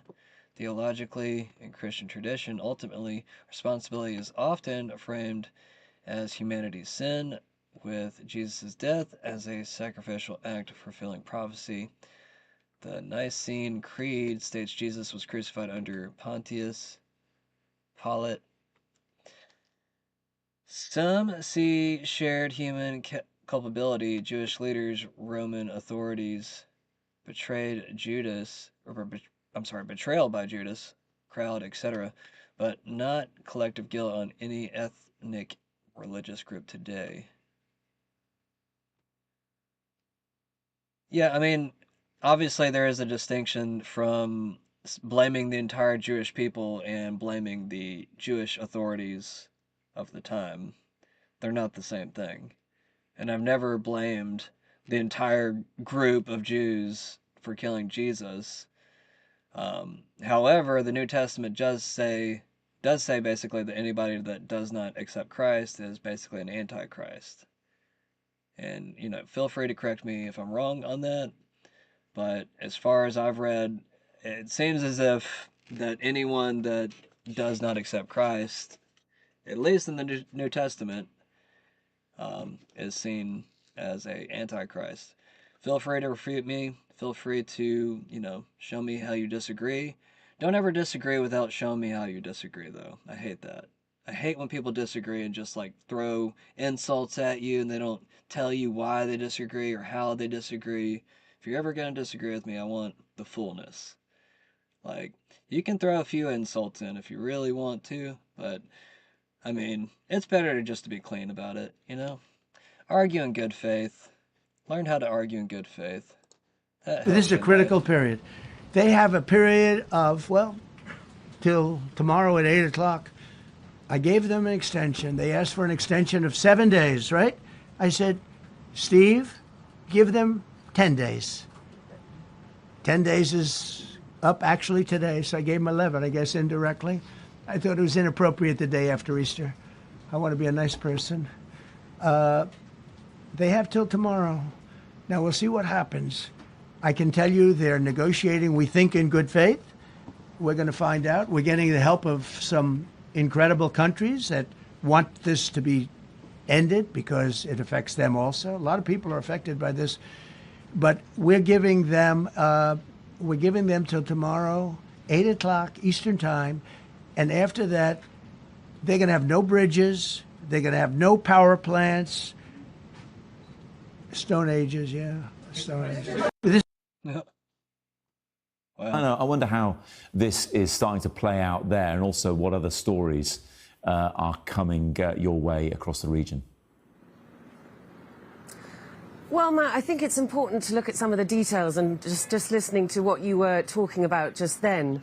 In Donald Trump's Truth Social post, he says, we got away with this scot-free, basically. But we're now hearing from Iranian state media that a C-130 was shot down as part of that search and rescue process. Now, a C-130 transport or refueling planes, they are the big ones that we saw on video refueling 2 black helicopters on Friday, in the first day of the search. This is obviously coming from Iranian state media, quoting a police commander in the Isfahan region, saying that they'd shot down a C-130. Now, there are 3 or 4 crew members, at least, on those kinds of planes. Whether that is or is not the case, we don't know. We can only take Iranian state media's word for it. But that is something that we will have to see whether it is confirmed. I think Donald Trump never lets the truth get in the way of a good Truth Social post. And I read further down in that saying this is the first time in military history that the United States has rescued 2 air pilots from enemy territory. Now, I was in Benghazi in 2011, or off the coast of it anyway, when off the USS Kearsarge, a US warship that's in this region at the moment, they sent 2 Ospreys to rescue 2 airmen downed in eastern Libya. And one of them was rescued immediately, and one of them was rescued shortly after. So I think Donald Trump's military memory is not as long as those in military service. So we shall have to see. He said this was a very dangerous operation. They certainly have got those 2 airmen back. It remains to be seen whether more have been taken or fallen into enemy territory in the process. We do not yet know. As far as other developments go, the IDF say that they have struck 120 military targets in central and western Iran over the last 24 hours, again targeting terror infrastructure. Yesterday, we know that they were targeting petrochemical center at the top of the Gulf in the southwest of Iran. That's extremely important to Iran's economy. We know now from Iranian state media that 5 people were killed in those attacks. They also hit the Bushehr nuclear plant for a 4th time. And Benjamin Netanyahu said yesterday that 70% of Iran's steel industry had been impacted in strikes. And I think what you see there is that they are picking off important components of Iran's industrial complex. Petrochemicals is, secondary in importance to oil and gas, but very, very important. Steel, another pillar of the Iranian economy. So as Iran holds the global economy really in its crosshairs with this constraints on the Strait of Hormuz, you have the US and Israel picking away at the other industrial pillars of its economy. I think another important development to bring you here in Israel, Matt, is that last night we saw quite significant protests across the country, especially in Tel Aviv, against this war with Iran. They were broken down by police because under home front command rules you are not allowed more than 50 people in a gathering, and they had been given permission, at least in Tel Aviv, just for 1,000, and there were more than that. So the protest was broken up. But I think it does show you that people are beginning to turn away from the whole sense of this war as it drags on into its 6th week. At the beginning, you had pretty much universal, 80% support for the war against Iran amongst Jewish Israelis, and that is because Iran has posed an existential threat to this country for such a long time. It is something that Benjamin Netanyahu for 40 years now has been talking about trying to counter. But as it drags on and it becomes more and more clear that getting rid of the regime is not that easy, and that despite the fact that they have been bombarded for 5 or 6 weeks, they still have launchers, they still have ballistic missiles, they are still sending them over to Israel, causing damage here and across the region. That is beginning to turn, and you've seen in opinion polls that support for this war dropping from 80% to closer to 70%, and I think that you will see more protests as the weeks continue, Matt. President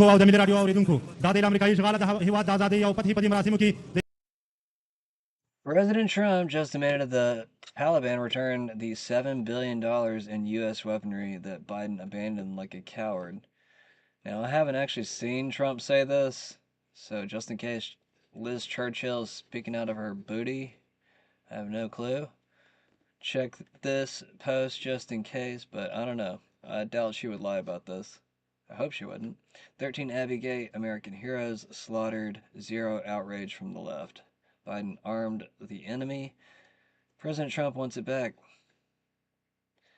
Yeah, it would kind of help repay for some of the lost equipment from the war, you know. And look at, actually, a lot of that stuff's pretty nice. A lot of that stuff looks pretty, yeah. Yeah, we definitely need to get that stuff back. They're like flying around our helicopters and shit. Like, what the hell?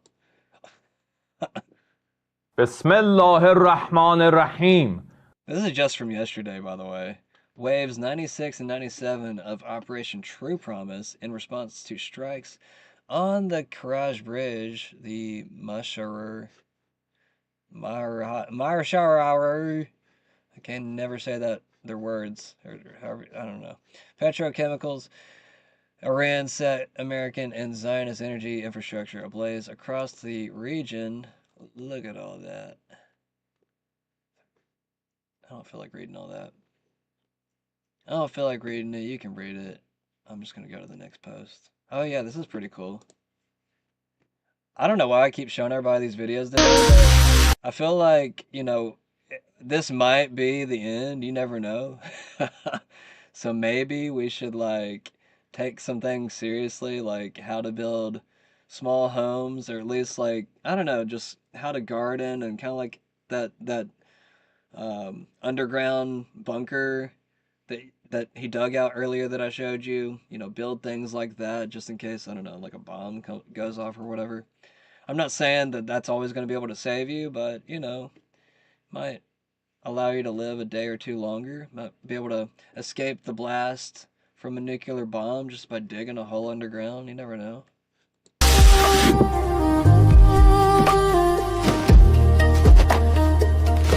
Oh, whoa, whoa, whoa. I don't know if this song is copyrighted, so I can't play it. It's a beautiful violin. It actually sounds a lot like my Aetherwave album. And also Netherwave, it has some violin that I added to it as well. So go check out Aetherwave or Netherwave if you want. If you like violin with your electronic music, I guess. I'm gonna pause the music, but just watch. Just watch. Might even play a song while we wait. I think it's a cool idea. Look at that. Let's watch it one more time. She drills holes in this water barrel, whatever you want to call it. They're usually for like storing water, or like rainwater. She drills holes in it, fills it with dirt. It is kind of like a perfect little garden. Just pull them right off.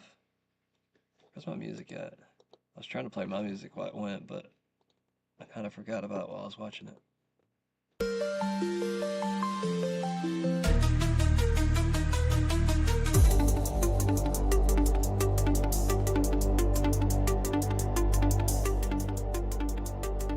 don't really need that right now, but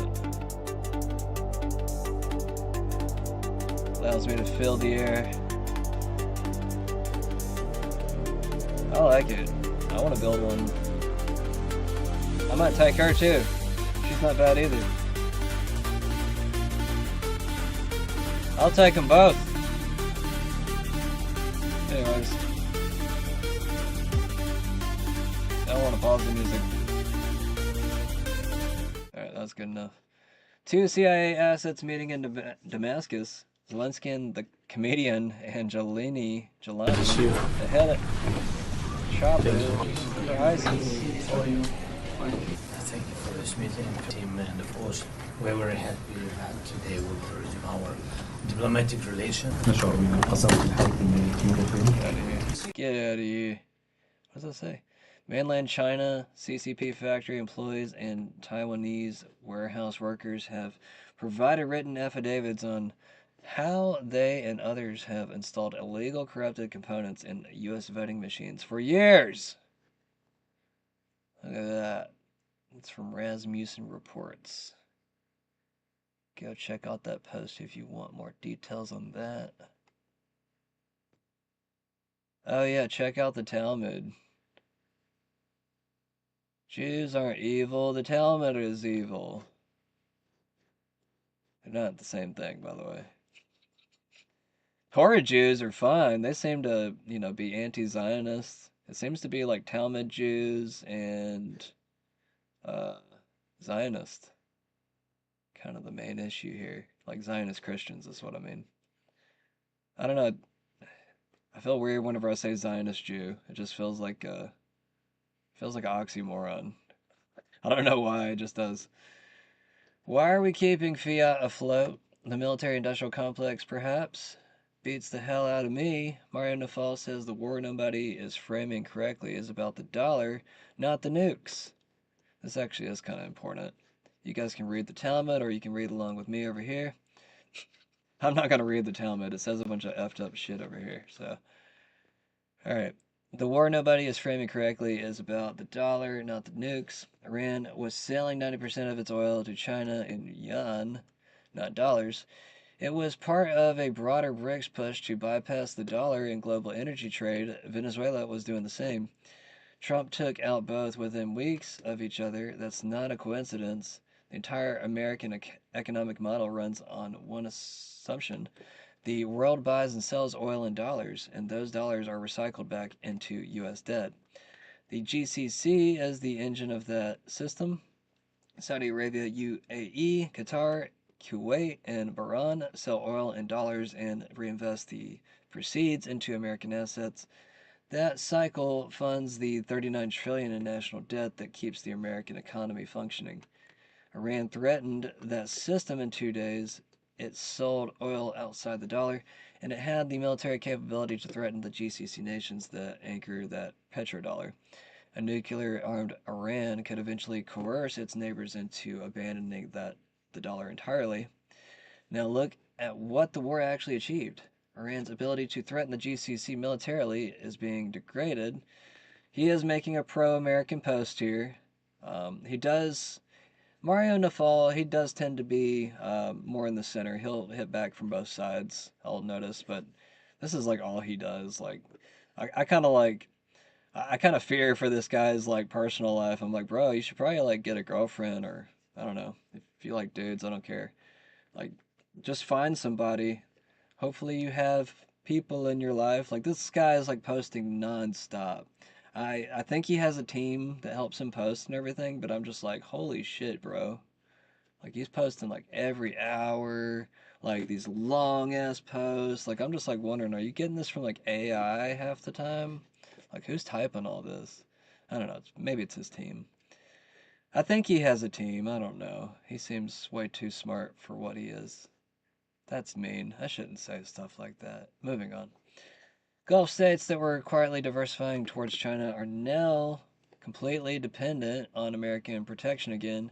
The F-35 sale to Saudi Arabia locks Riyadh into the U.S. weapons ecosystem for decades, and every Iranian oil sale is in yuan that gets taken offline is a sale that reverts back to dollars.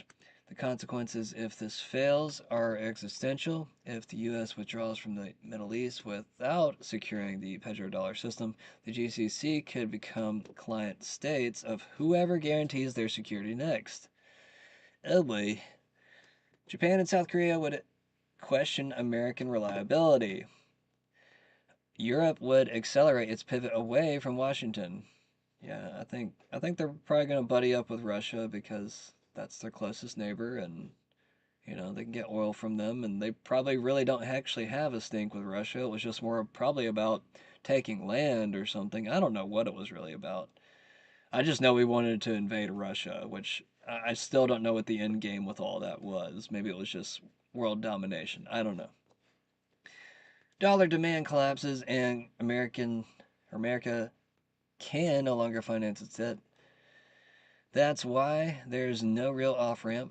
The nukes are the justification. The missiles are the pretext. The dollar is the reason. And the people paying the price are everyone caught in between. That's me and you, everybody. Yay! Figured that out quick, didn't we? Happy Easter.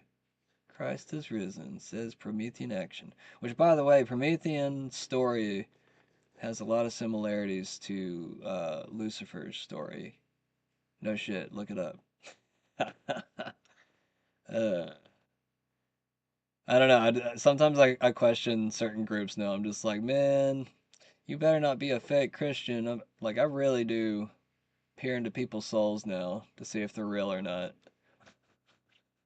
It's fucked up, but at the same time, I feel like it's kind of necessary if you want to drill down to the truth. France has officially removed all of its gold reserves from the Federal Reserve Bank in New York. Interesting. The Amish know how to keep food cold for months underground. This is kind of similar to the whole underground thing, but I guess you have like a door into the wall. Amish community, we use a root cellar that stays 34 degrees all year long without electricity. This is AI, this guy right here, but like the background is real. Food fresh for 8 months longer than your refrigerator. My family's been using this same root cellar since 1847. 5 generations, never lost food to spoilage, never paid an electric bill for cooling. My great-great-grandfather dug this with nothing but a I don't believe that it gets down to 32 degrees. That sounds pretty excessive, but I don't know. Maybe they found a way. Like, that just seems, yeah, that just doesn't seem real.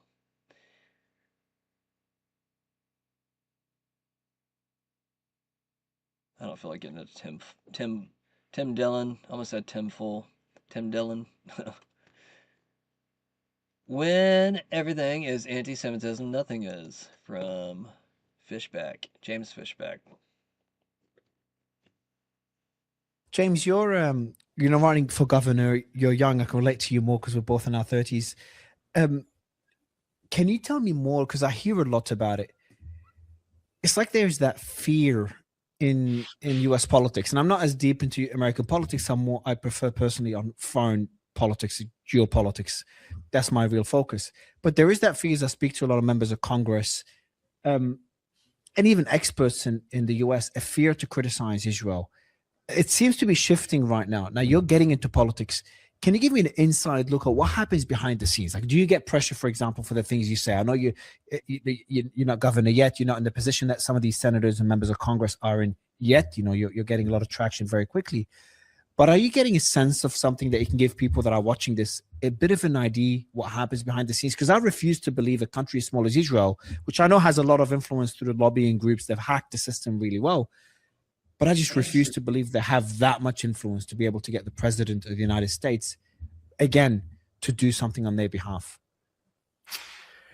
Yes, and I am very early into this, so I can tell you what I've seen up close, which is there's this new idea that criticizing Israel is anti-Semitic. And this is not a fringe theory that certain people on the right or the left have. This has actually been codified into law. The International Holocaust Remembrance Agency has defined anti-Semitism as criticism of the Jewish state. In fact, Florida law codifies their own definition, which again criticizes, labels anti-Semitism as the criticism of the Jewish state. And so you get to the point now where obviously the hatred of Jews, the hatred of Muslims, the hatred of Christians is wrong. It should be condemned unequivocally. But merely criticizing Israel or Benjamin Netanyahu or U.S. involvement in the Middle East or vice versa, or the rise of AIPAC in U.S. politics, that's obviously not anti-Semitism. And the real fear is you see more of what happened 2 months ago in Florida, in Miami Beach, where a woman was posting on Facebook criticizing her mayor of Miami Beach for being too pro-Israel. And the police, quite literally, Mario, came to her door and confronted her on video for an allegedly anti-Semitic Facebook post. I mean, we have a First Amendment in this country. And, I can tell you, if she had criticized Russia, the police wouldn't have come to her door. If she had criticized Ukraine, the police wouldn't have come to her door. If she criticized Qatar, the police wouldn't have come to her door. And so why is it that you're allowed to criticize any other government in the world, including our own, but you can't seem to criticize the Israeli state? And that's a real problem. And of course, that carries over to politics, the rise of AIPAC. Even before I declared my candidacy, when it was rumored that I would run, Miriam Adelson's spokesperson told NBC News on the record that Miriam raised a war chest against me to stop my campaign because I am an anti-Semite. I can tell you I have no hatred for any religious group. I have nothing but love for my brothers and sisters here in the United States. What I am calling out is a government in Israel that continues to take our money, start wars that they are too cowardly to fight, and then lose lives of our service members who are war that is in no strategic interest of the United States of America. And so I'll keep calling that out. If it means losing donors and drawing the ire of Miriam Adelson, so be it. But I think it's more important to speak the truth, even if that truth is unpalatable to some.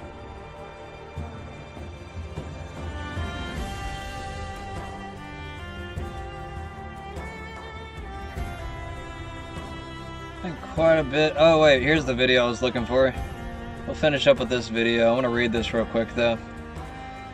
Joshua Hall puts out breaking. Disgraced former President Barack Hussein Obama has reportedly established a back channel and shadow government to communicate directly with world leaders whose countries are part of NATO. Anticipating a possible Trump administration withdrawal from the alliance, Obama is said to be reassuring his fellow leftist leaders and our so-called allies by forming a contingency plan in the event that President Trump does in fact terminate our NATO membership. With Obama recently purchasing a multi-million-dollar mansion in the UK and transferring a large chunk of his assets to the country, it appears that he may be orchestrating a global coup against President Trump and engaging in a criminal conspiracy to undermine the foreign policy of our duly elected president. If we had $1 for every time that Barack Obama has committed treason, we'd be as rich as Elon Musk. This man is the worst thing that ever happened to America. Arrest Obama now. Who's Joshua Hall again? He's a political prisoner. Oh yeah, let's watch this.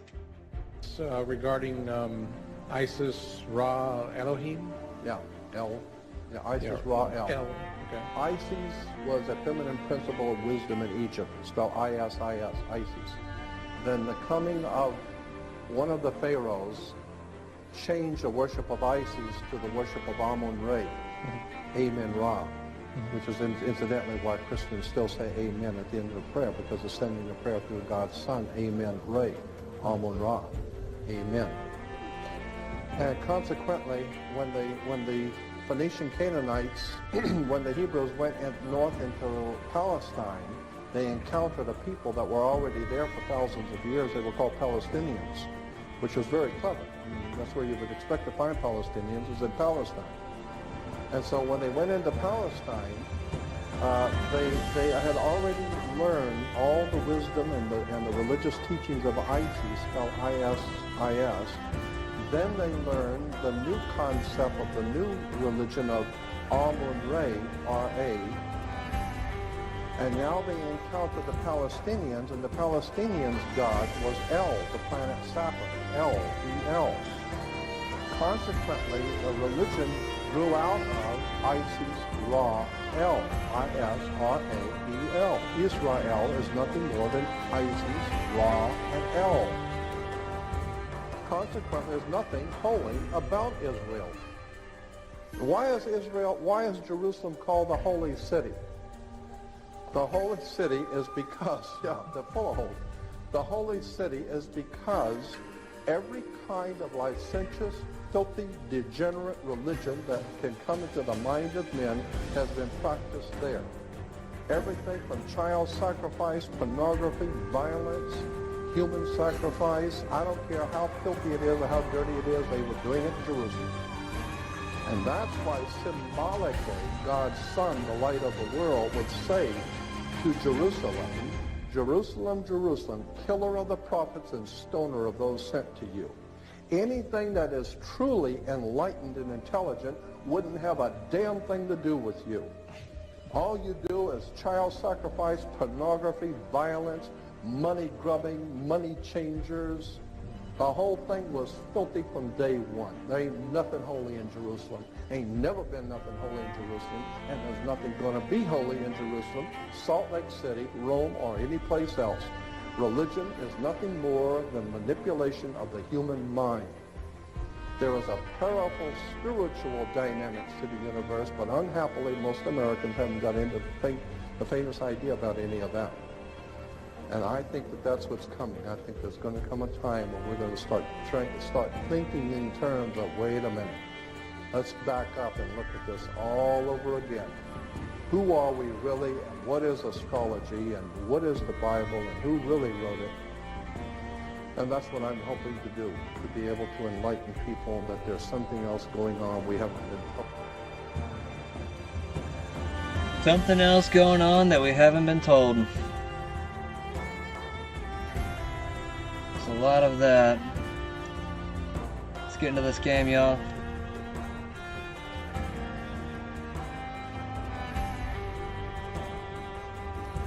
I'm already loving the music.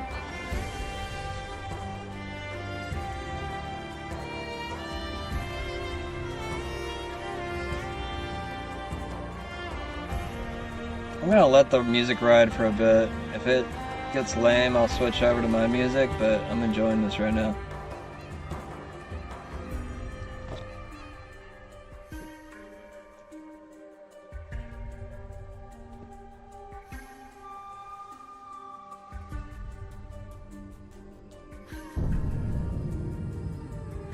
It's already looking a lot better. Let's make sure we got it on top-notch graphics real quick. We'll put it on ultra.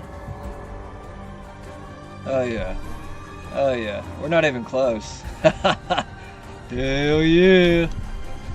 We get top-notch and everything. Cool. I'm glad I don't even have to think about it. Alright, the settings have changed, yes. And we're just gonna start a new game. Yeah, I'm gonna delete it and I'm gonna start over. I guess I can play as these other people. I don't know, I feel like starting over. Plus, I want to get the battle system down again. I want to, like, make sure I understand, like, that I'm going the right way in the game. For some reason, I felt like I was, like, going the wrong way.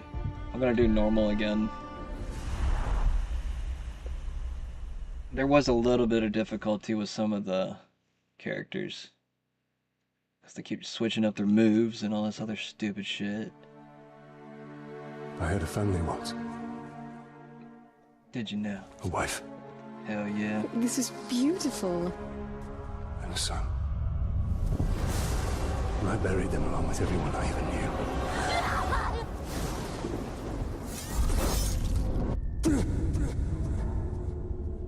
What has happened to me? Am I dead? You are banished from death. Cast adrift between the worlds of light and dark. You are bound together, Talion. My life and yours. Who are you, Wraith? I shaped the history of Middle-earth. I crafted the Rings of Power. Celebrimbor, greatest smith of the Second Age. Sauron deceived you into making the rings. He tortured both you and your king. Perhaps that pain was what connects us. I should have died with my family. I thought you wanted revenge. I really like the first one. There is only one way to close the circle. To defeat Sauron. The time has come for a new ring. I'm still trying to like this one. I mean, it's okay, but for some reason I want more. I want more. We're gonna enjoy it this time, though. We got top... The world of men. Top tier specs now. Is ending. I want to turn it up. That's what's wrong. Turn that sucker up. In the fires of Mount Doom, a ranger and a wraith, bound together in death, craft the one thing that could challenge the Dark Lord. It's not how you make a ring, or whatever. Power can blind those who seek it, and even the strongest bonds can be broken. The future I have seen cannot come to pass. Celebrimbor. Death calls to you again, Ranger. do you answer?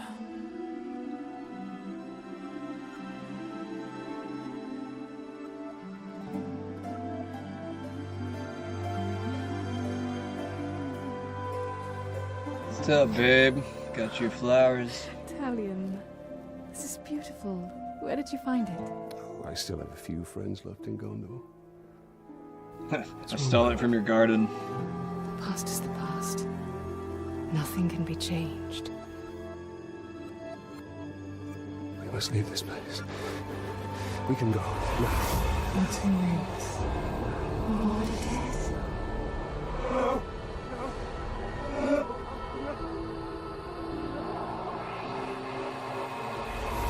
Did you just psych him out? Oh yeah, is he dead? I can't remember.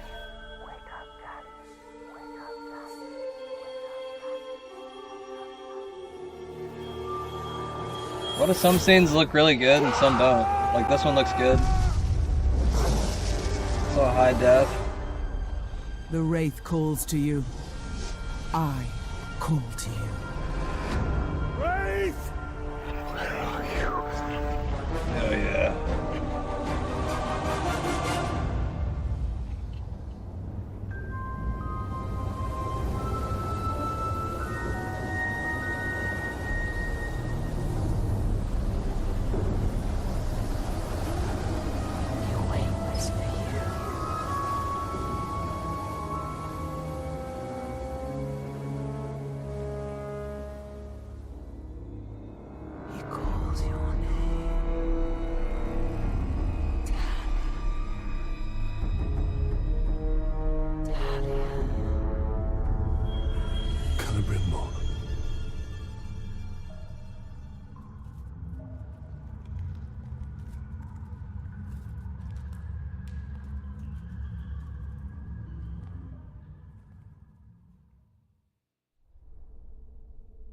Talion. Talion. I will find you. You've come far.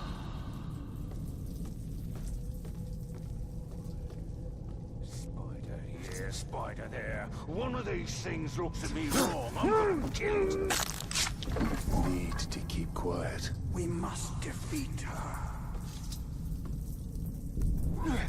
These orcs are preparing for war.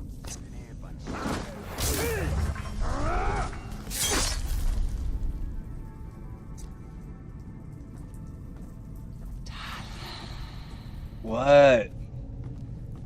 He's whispering to me while I'm on a mission. Not even like. What was that? Didn't hear a thing. You're getting jumpy. Yeah, famous last words. Talion. What? How do I talk to him?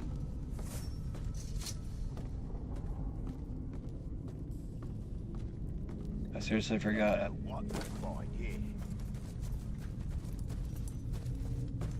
Glad they're like blind for some reason. I don't even gotta attack him, do I? I'm going to kill him. Am I going down there? That's what I'm going to do. I'm going to kill him.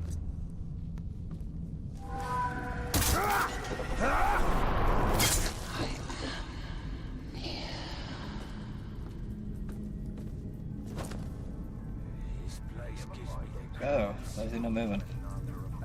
He got stuck. Why is he stuck? Bro, why do you keep getting stuck right here? That was weird.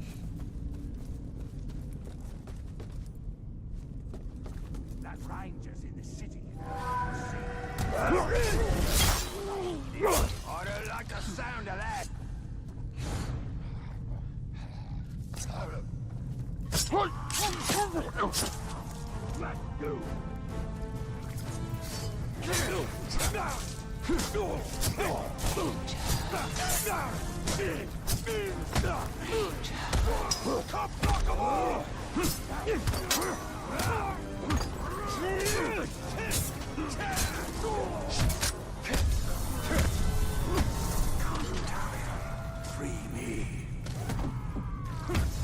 Killing people right now.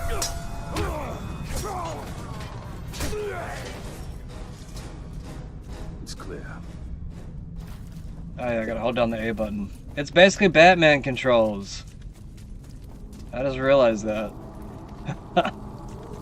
If you play too many video games, you'll just like start referencing the controls for other games. You're just like, oh, it's literally Batman.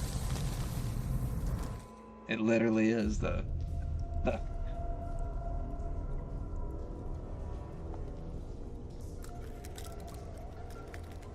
Batman, Assassin's Creed. It's more like a Batman right now, though. Even the fighting system.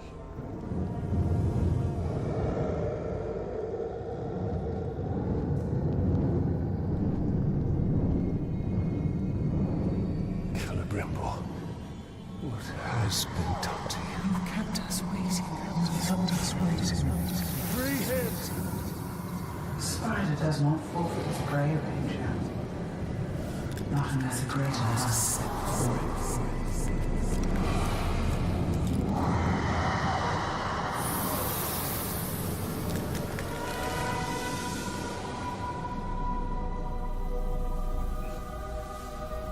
I called you here for a reason. I called you here. You will return him to me.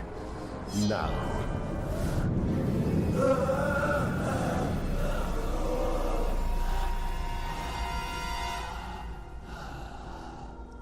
You are brave. For a man. But it is not your sword that will save him.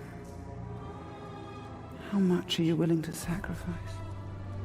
To suffer. I have given up everything. Not everything. Not yet.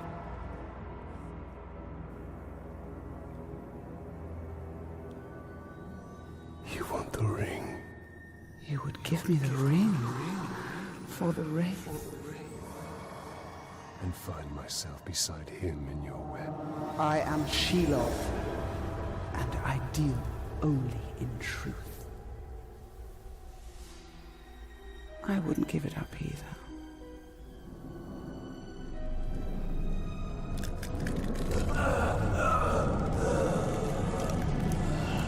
Wait. Time now!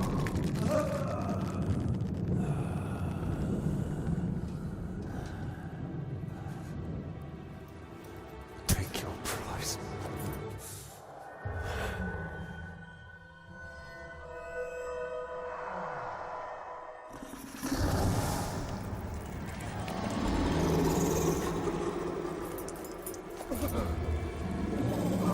I'm impressed, Ranger. He must mean something to you. Go to your puppet before he dies.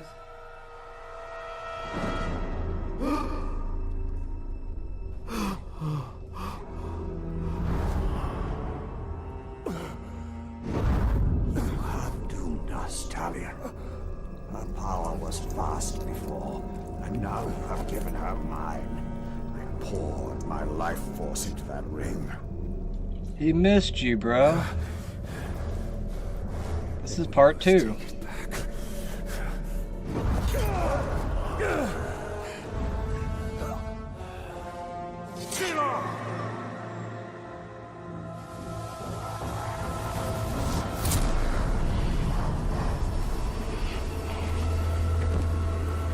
The war you came to fight is not here. The ring is lost. So look to Minas Ithil and the Dark Lord's armies that surround it. Look to the Palantir.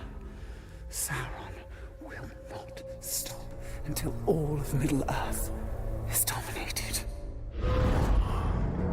The Palantir must be protected.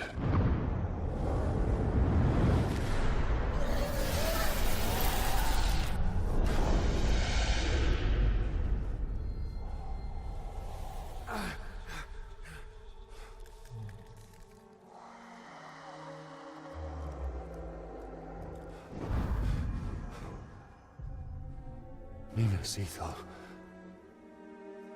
I must know if Shelob's vision holds true.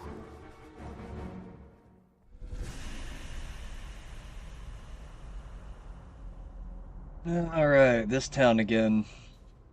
I remember not really liking this map.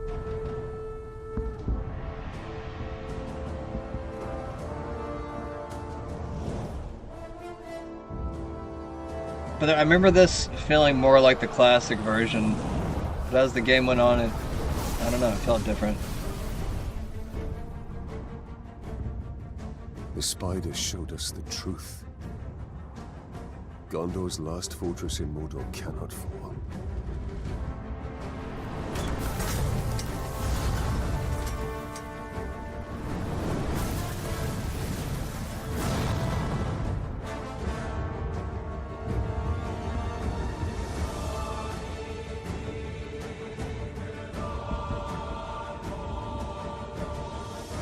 I need another Lord of the Rings games here soon.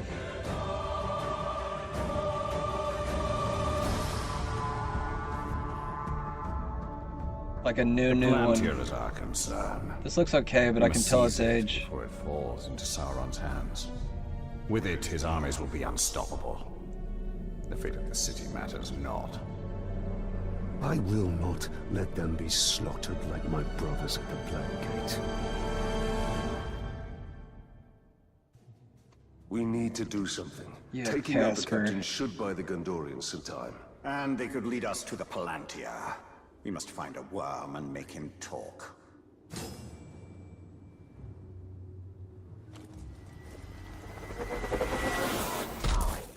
There. His mind is weak.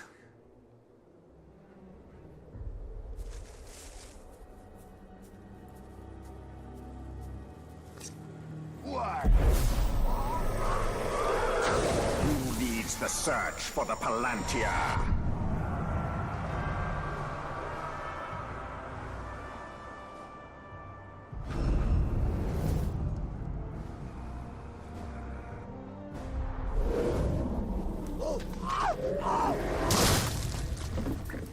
The captain leading the search is in the lower city. Then he will go no further.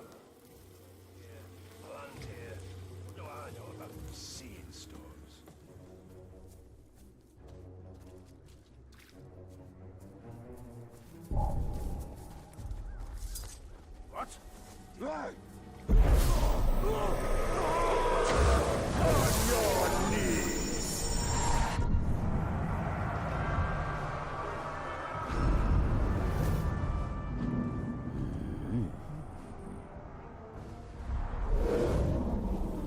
I didn't mean to switch targets, actually.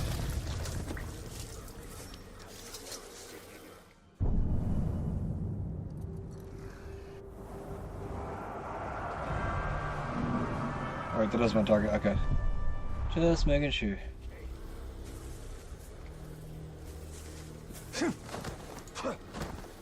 How do I climb again? Okay, just making sure.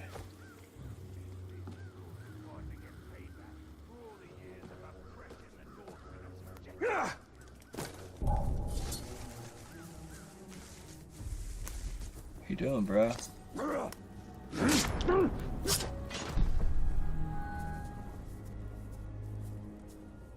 I get experience for that.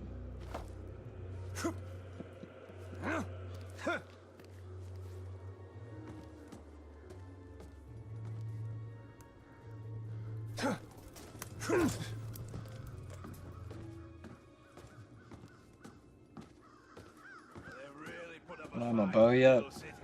Doesn't matter. When the final assault hits them, they'll fall like all men.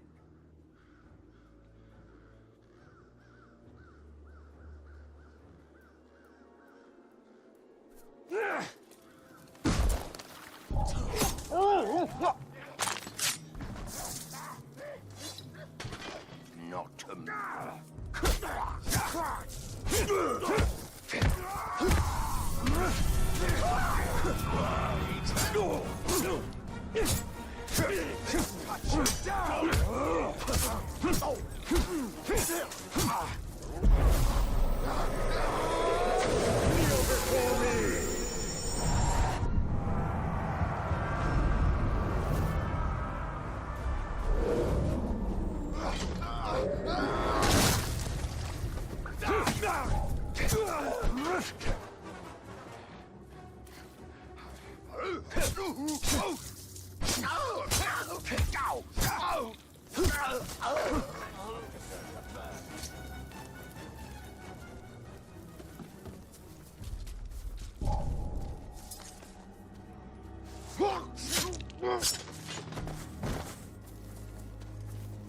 I just feel like it.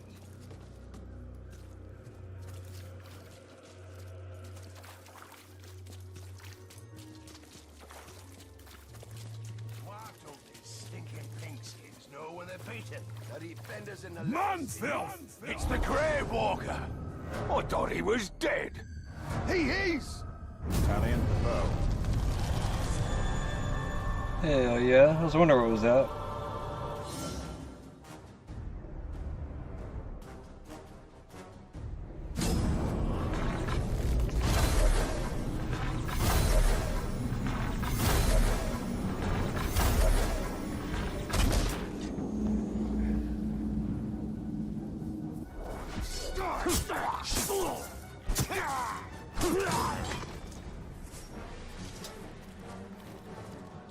It doesn't look good for the Gondorians. We have to help. The Palantir is a powerful artifact. If we were to possess it, we could turn the tide. Cool. Can only hold 5 arrows. Kind of stupid. What just happened? I gave you truth, and you squandered it. I don't care. I gave you vision. You took my ring. And you gave me. What just happened? Mission failed. Too far from the mission? What? Was I not going towards the mission? What just happened? I was... What? No way. That had to have been a glitch. Is this not the way? Oh. Okay, well. What am I picking up here? Oh, I didn't see that. My bad, bro.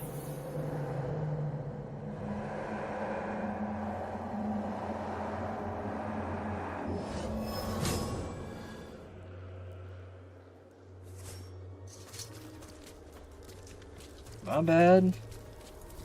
Damn. Walked 2 feet away from the mission, and it just ends the mission.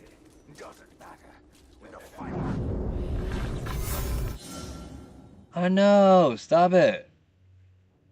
Stop it. Go away. We need to target I need to turn off the tutorials. Well, I don't know. Sometimes I like them, but get on my nerves right now.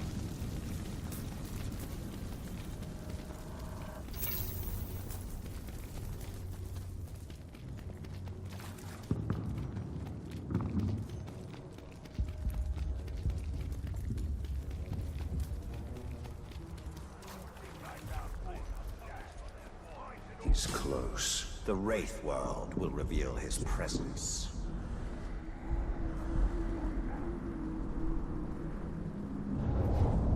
Borgu. He ugly. They all ugly though. You know, I need to face some people like more of my... He's level 6? And I'm only level 1? Where's this guy at? Let's go fight this guy. I can't target him? Why? I have to fight this guy? Is that what you're telling me? Well, so be it. So be it.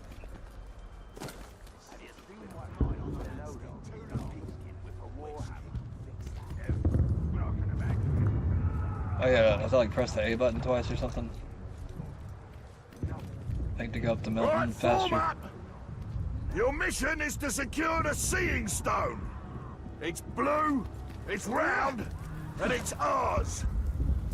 This is a powerful artifact, lads. You bring it to me, but do not touch it, unless you want your brains scrambled. I'm gonna drop on them. I like getting the drop on people.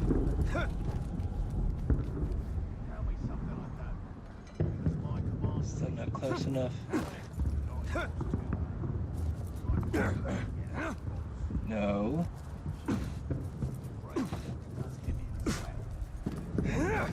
Get up on the fucking thing. Come on now. There you go. That's what I wanted. Oh man, he's got that fucking ability.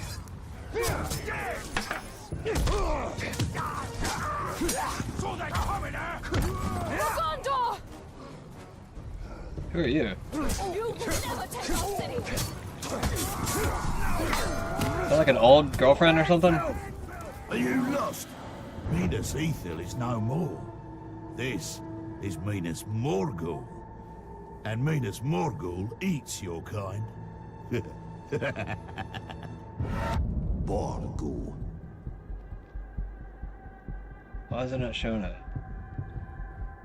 There it is, okay.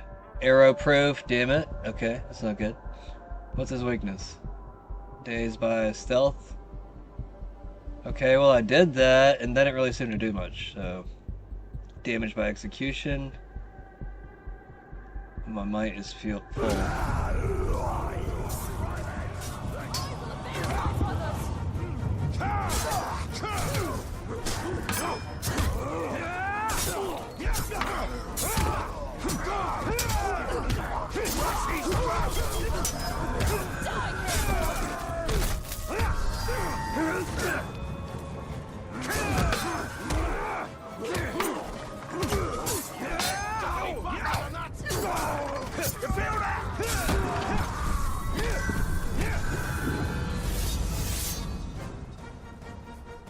It's kind of easy.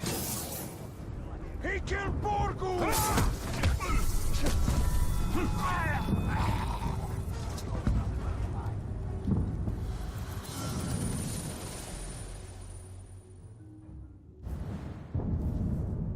What did I get?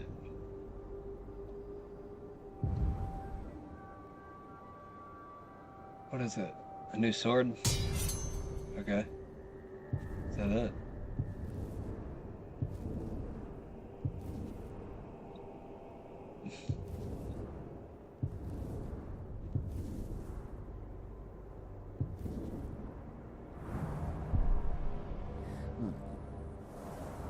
Now that he's dead, I still can't mark that guy. Why? Why can't I mark you? Unmarkable.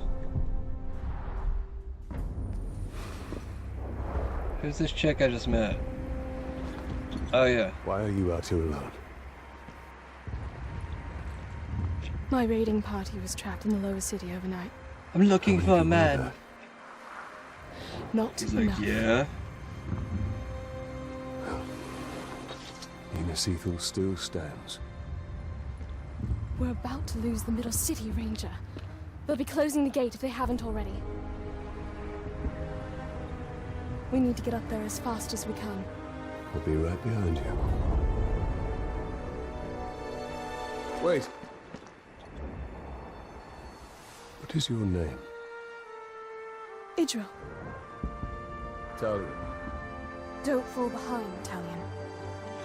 We've lost enough men today.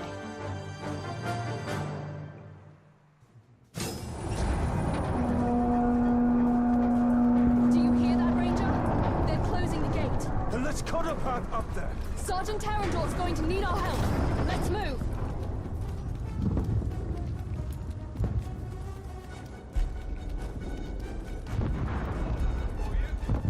We thought we were dead. I don't know who you are, but thank you. You made a mistake coming here.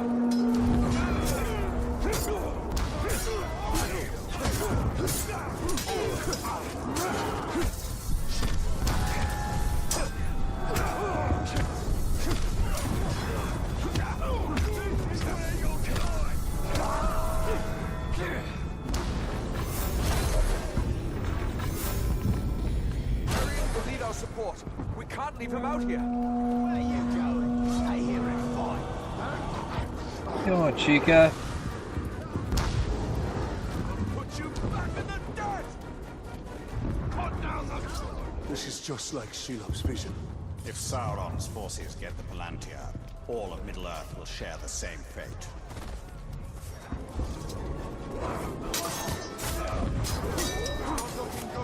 Doesn't look good for weeks. Target the ranger! And the little one! No, I won't. Go this way. Quit going that way. What the hell?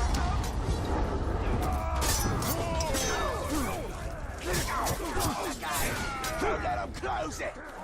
Let's see some of that black blood!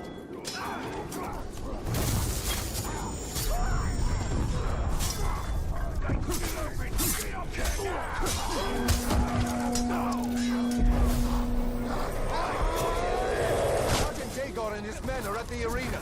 We must aid them. Get your quick death!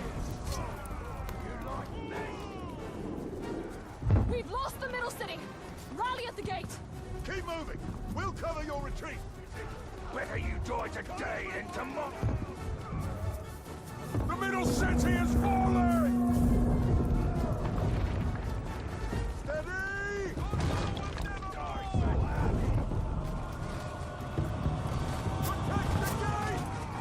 Join us.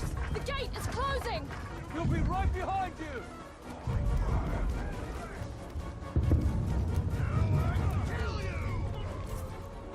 Very far away. The middle city is lost. Pulling back. Go! Go! Sergeant Dagon, we're pulling back. The middle city is lost. Not before we finish these filthy drugs.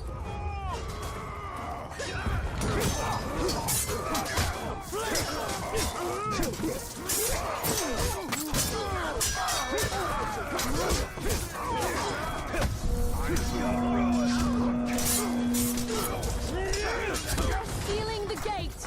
Move out. Move out.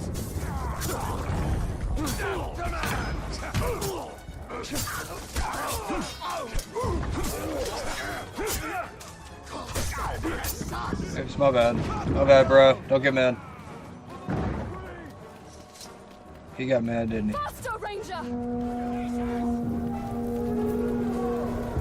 We'll never take this city.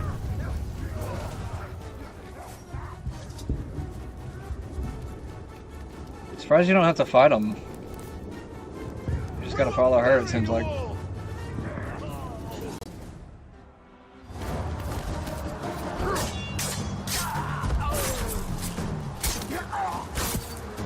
Finally, we get a cutscene.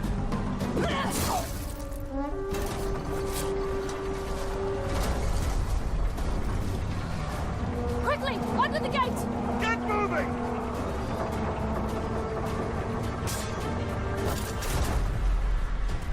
What are you doing? I will be long. Go. Have the archers provide support. What am I gonna do?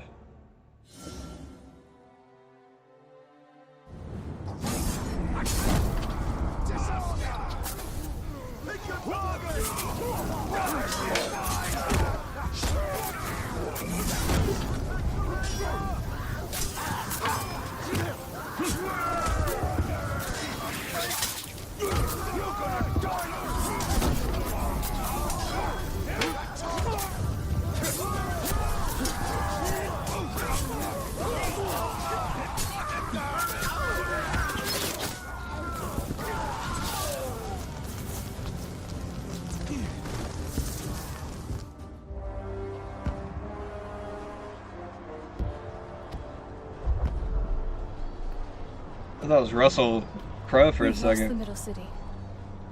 We made them pay for every inch of ground, but they now hold it. Then our fate will be decided here. Our inner wall is our strongest. We have double their archer. We cannot match the orcs for their numbers or ferocity. Now, our people have held back Sauron's forces before. But some things were lost forever. Yes, of course they were.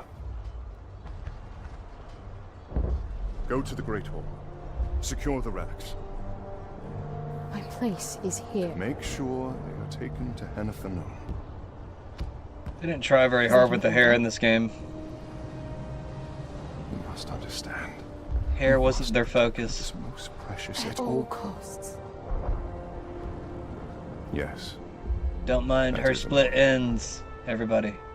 Then I'll see it done. but I'll be back on the wall before their next assault.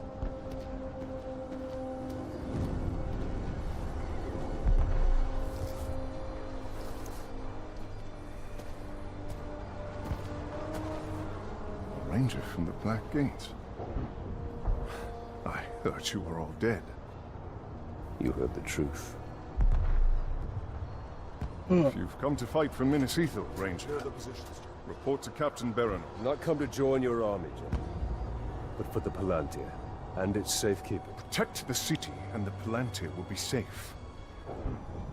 However, our raiding parties are targeting enemy captains in the lower city.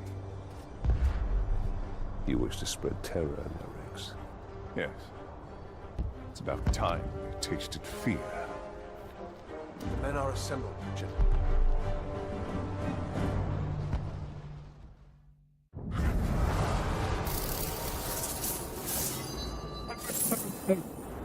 Alright. Wake up. Skill point time. Only got one. That's good. I can only get one thing? That's stupid. We need to secure the Palantir now. The city is weak and it will not hold for much longer. But we cannot leave the Gondorians to their fate. Castamir is right. By protecting the city, we protect the Palantir. Look. The towers bear his mark. Those were my towers once. Now Sauron's corruption spreads beyond the borders of Mordor. He mocks me. They give him sight. Not without the Palantir.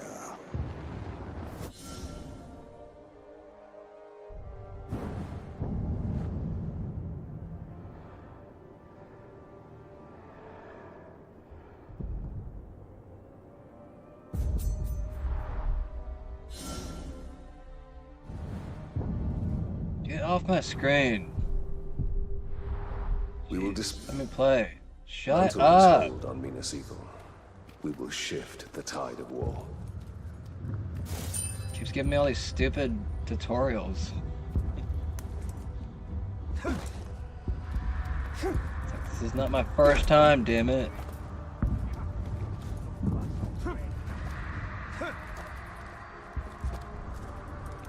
Whoa, whoa, whoa, whoa, whoa! What the fuck? That's not what I wanted.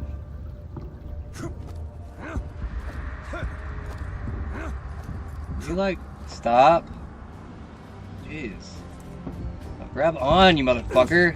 Jeez, fucking Christ. Go in that one direction. There you go. These Hydia are but What is up with the controls? of the Palantir. But we can turn Sauron's low craft against him.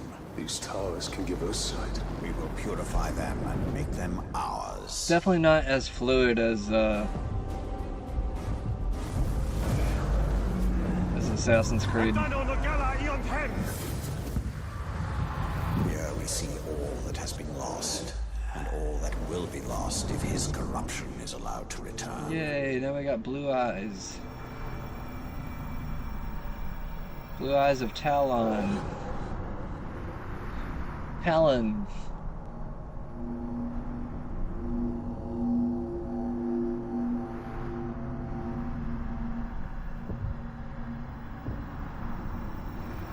The city is built on the ruins of my kingdom, yet some things remain. Those are my barrows, still hidden from Sauron's sight. There I will show you why we must retrieve my ring. Is that everything? Yeah. Now where are we going?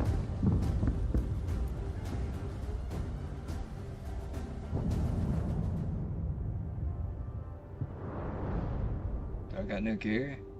I don't think I do. That snuck up on me.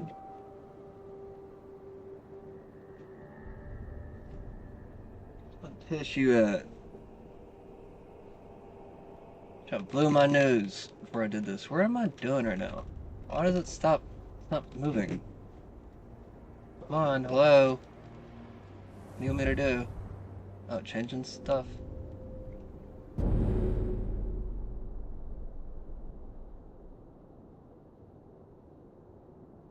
I mean, it wouldn't give me a choice, so I guess I have to.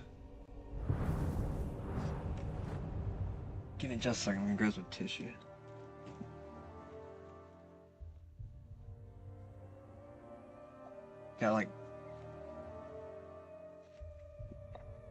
Gotta blow my nose real quick.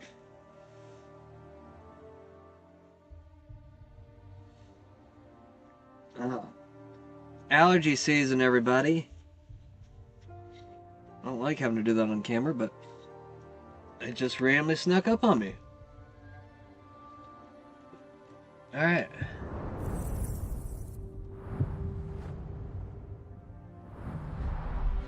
For the love of God, get out of the screen. What did I just switch to? I don't even think it changed my skin.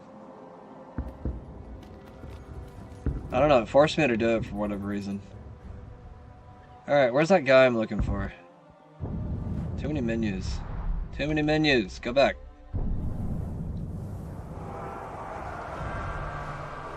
Alright, now I can target him. Let's take out the little guy first. That is one thing I do like about this. You can like hunt people.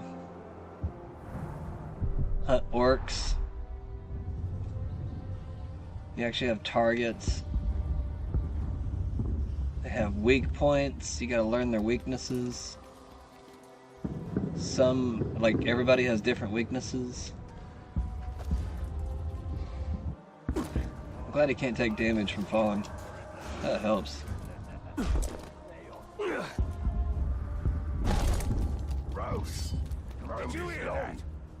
Fuck.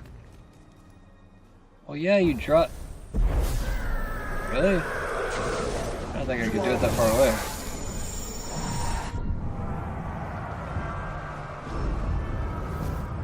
I'll reveal the lower level guys first.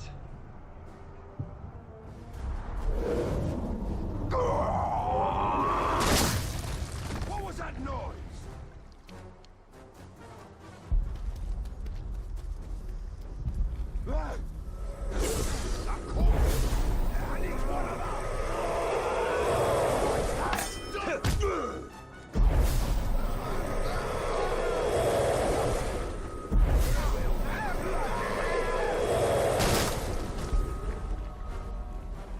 Where'd the other guy go?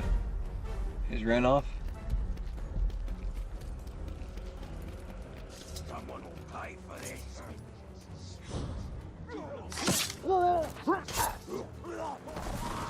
Should be ours. Not ours. I see him. You! Really? You should have picked an order could kill you quick and painless like. But instead, oh, you stumbled into one that stretches out the agony. Smash his bones! Big skin!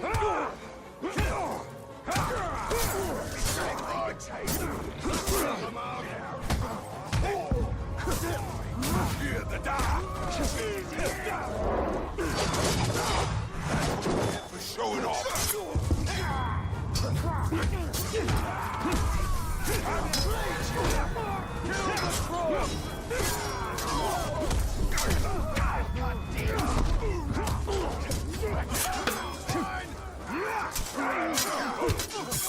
No,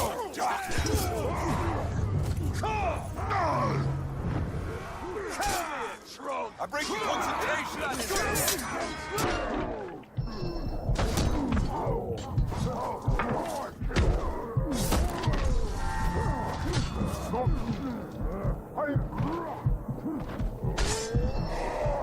Oh shit. It'd be too easy to kill you like this.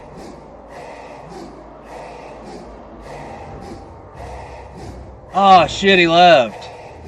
Really, bro? I hate it when they do that.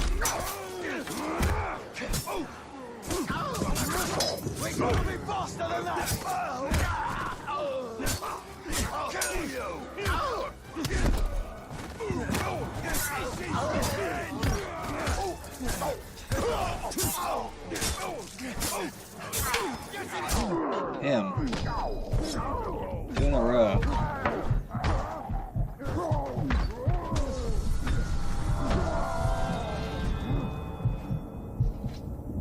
That guy go?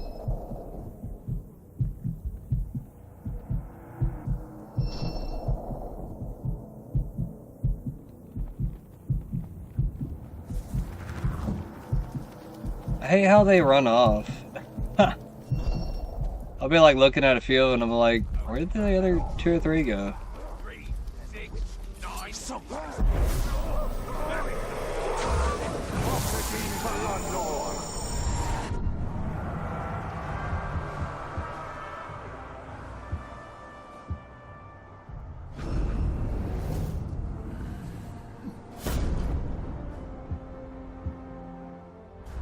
What just happened? Oh yeah, I was trying to like use it as the menu.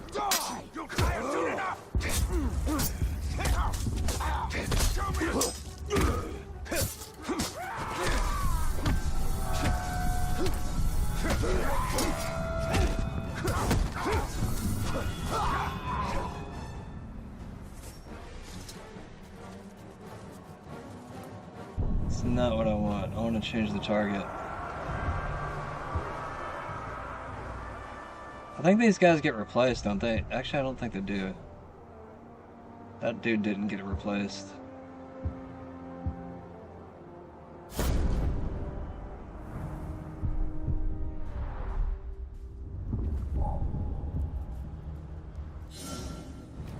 Something just moved over there. For the wire.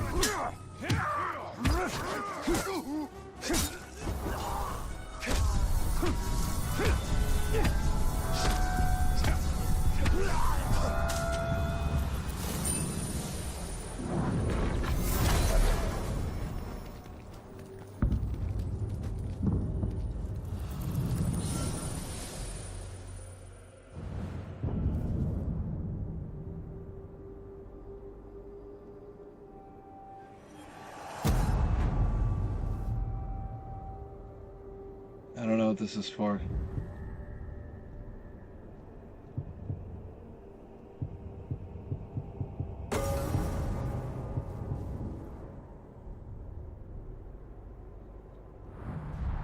Okay. What was that noise?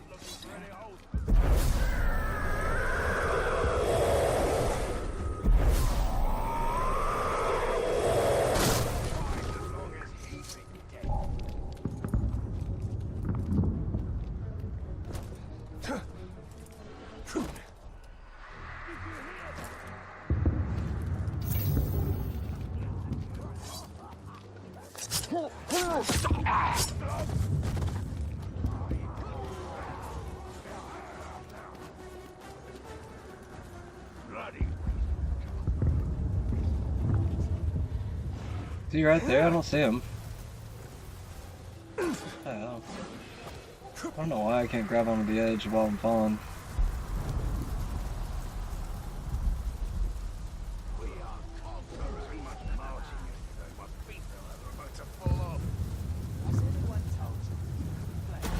Oh, it's a clue. I didn't see the option on the screen. This orc seeks to draw us out. Let us show him the folly of his plan. Hey, love to kill me. Well, you have to catch me first.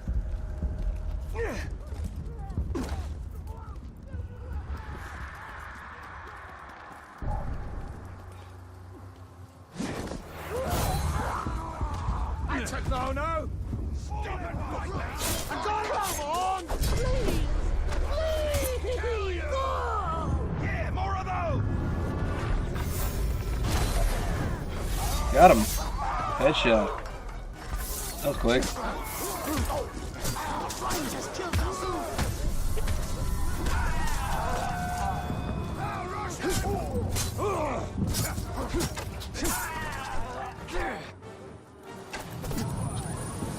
Why does it take so long to pick up stuff?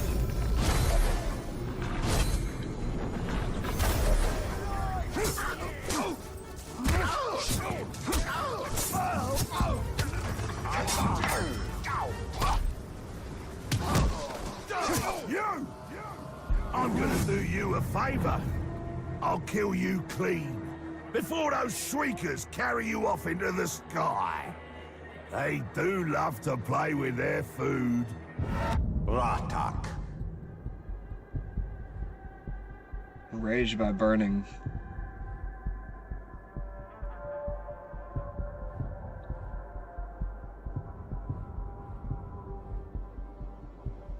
Poison proof. Doesn't tell me the weakness. I don't have the intel.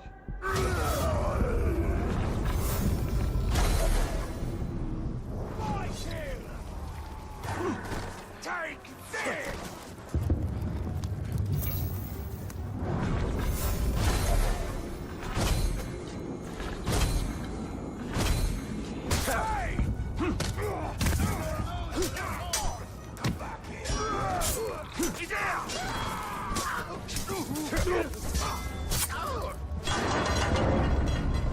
What's happened? Fuck. Wounded now.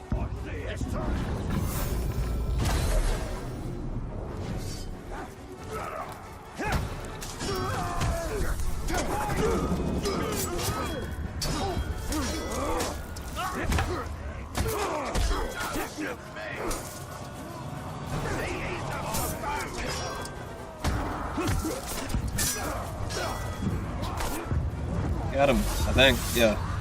Oh yeah.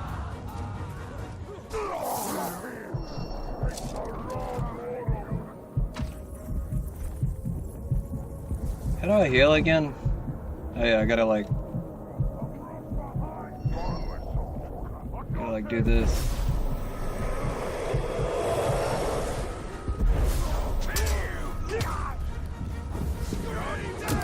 Him. No, not you. Hey, that guy. What the fuck? I've hunted Damn all it. manner of beasts across these lands, but today Do I know you? I will spear a human. Do I know you? Do I have your weakness? No, no. Oh shit, he's got spears. I gotta run. I gotta run.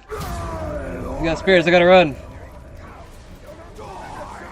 Where'd that one guy go? He's so far ahead. Terrified that one guy. Is that him? No, this is not him.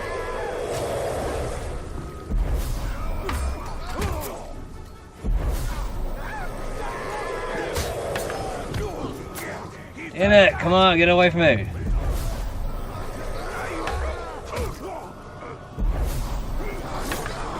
Dude, I need it for health. There we go. Now I freaked him out. I need arrows. What arrows at? I don't see any arrows around. There's some.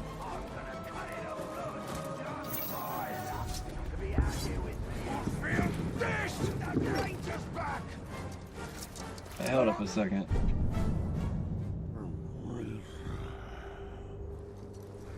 That was weird.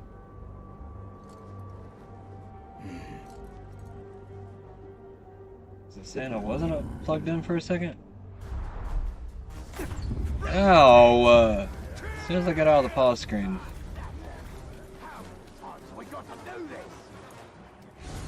I don't know, I want to get away from y'all. Y'all can't follow me up here.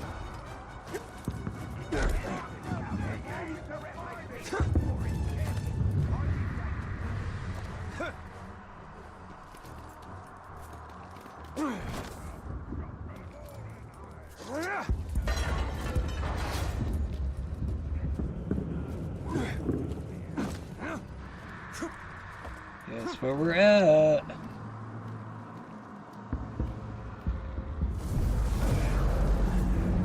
Advigoy on 10, I'm on the arm.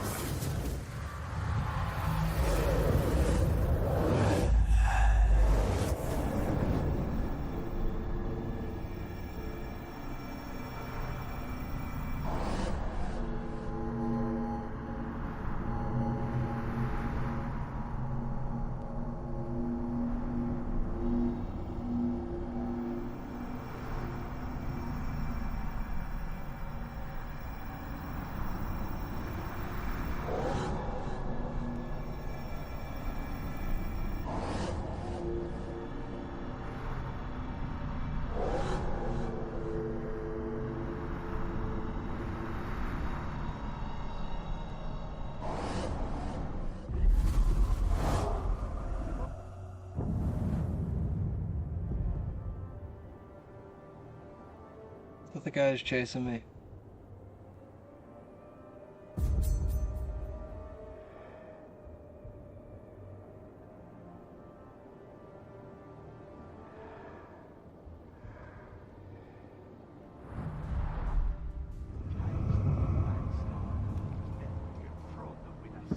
Oh, it's the start of a mission.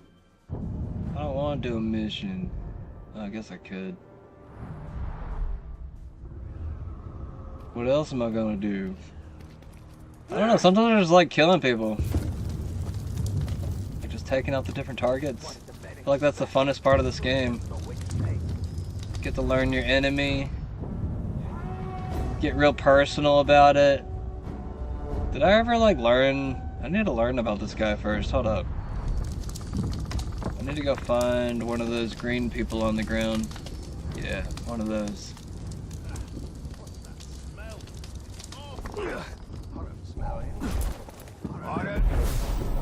Got him.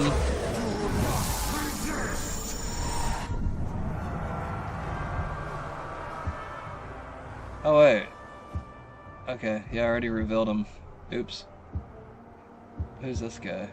I hurt this guy real bad. Turns remaining. Mortally vulnerable to stealth. Is that not how I like attacked him? No, I think he was out in the open, wasn't he? Ew. Sorry guys, was that your friend? He had intel, I had to. It's plundered over here.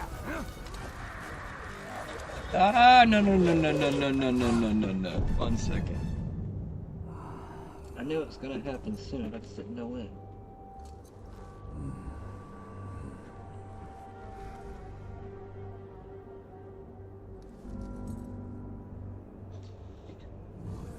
There we go.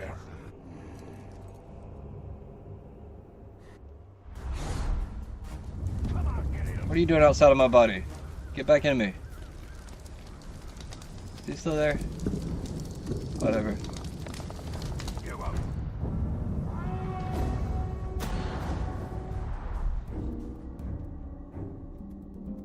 Looking for us, Trog? Oh, it's men! We'll have a merry chase! You'll never catch us, Trogs!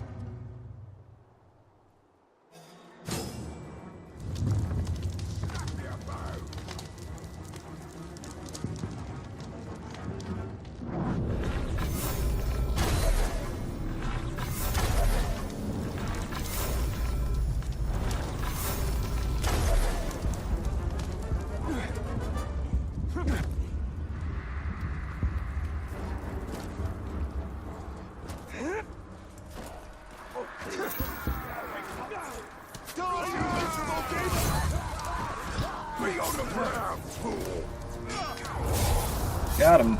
That was quick. Really? I thought he already killed him.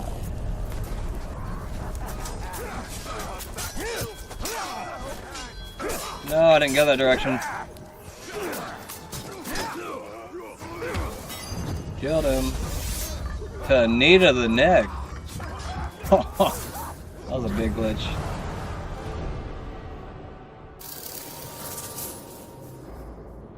What just happened?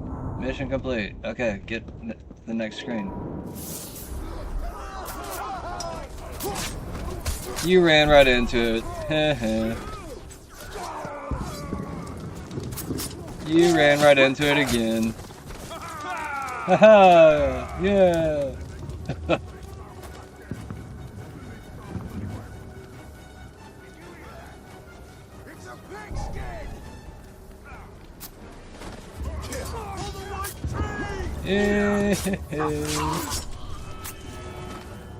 Favorite pastime, killing orcs. Any pigskin I find is going in.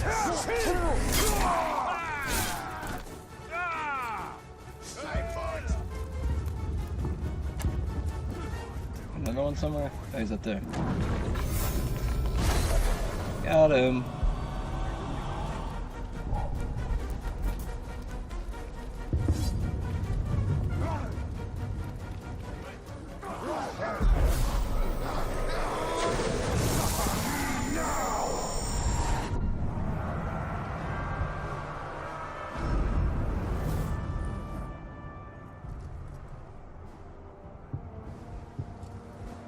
As long as they don't come back, I want to kill the lower ranks first and then go up for the higher ups.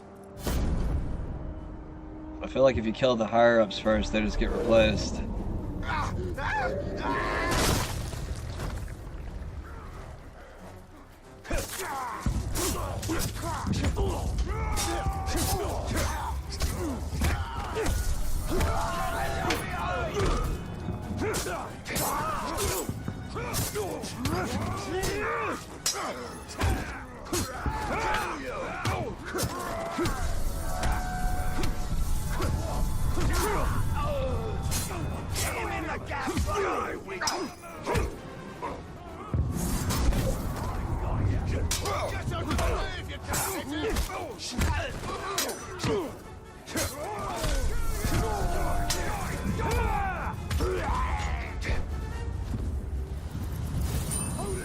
I keep forgetting I can grab enemies.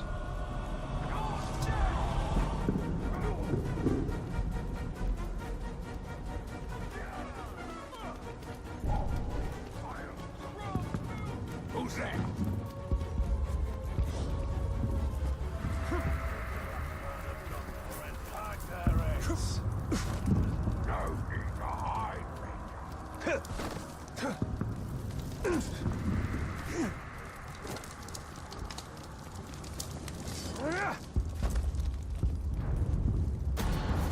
Supply cache is near. The guards there will not avail our target.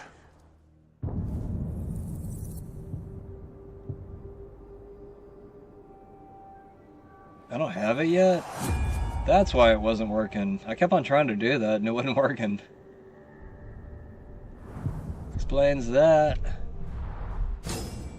It told me to do it early and I kept on pressing the button. What was that?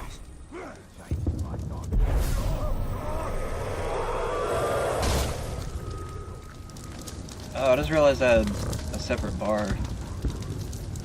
I need to realize which bar does what. I think the red bar is my health bar. And then the orange bar is the, I forgot what it's called. Can they see me? Is that why you're acting like that?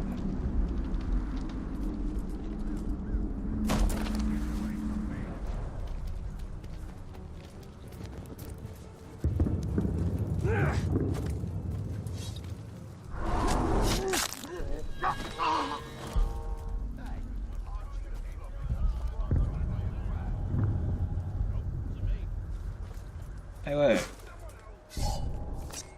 Look who it is. Critical hit.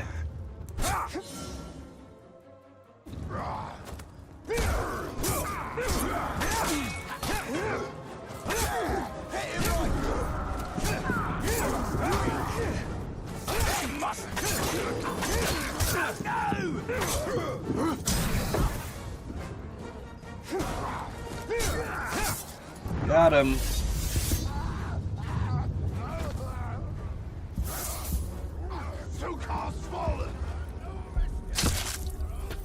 Too slow. Did I get a new cloak? Is that what that was? Hell yeah. I wasn't doing that the last time I played. I think that's one reason I probably wasn't liking that playthrough as much. I just need to like change this now. How do I get that back? Can I not switch it back over?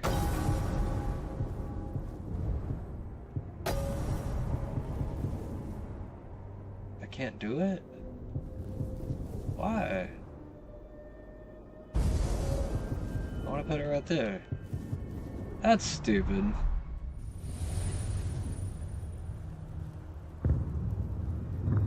Hey, we got some more meat. What level am I now? 3? It's got a level 9 next to him though, I don't like that.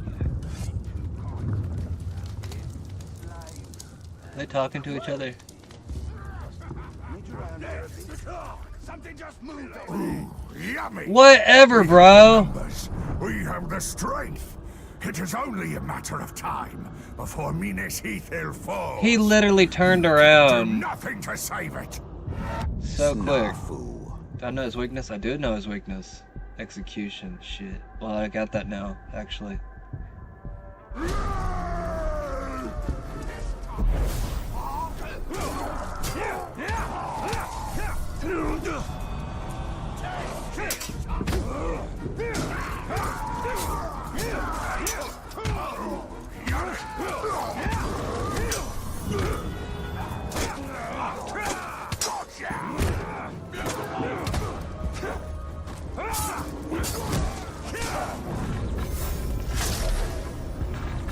Arrow-proof, bro?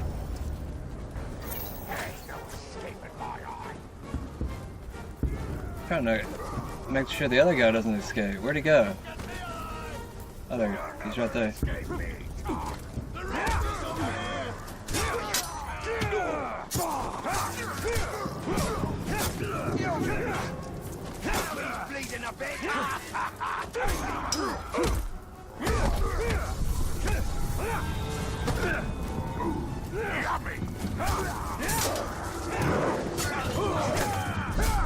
You.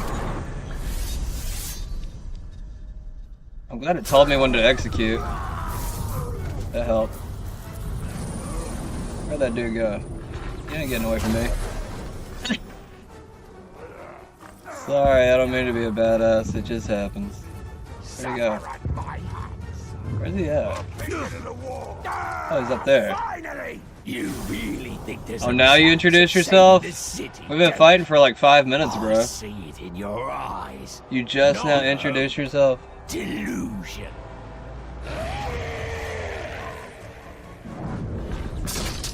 Oh shit, it's that guy again. Finally! I'm gonna knock him off this roof.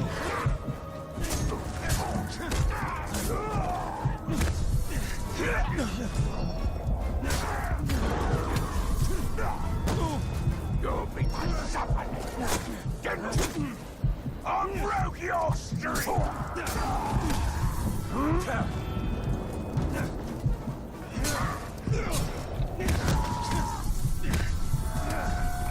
Got him.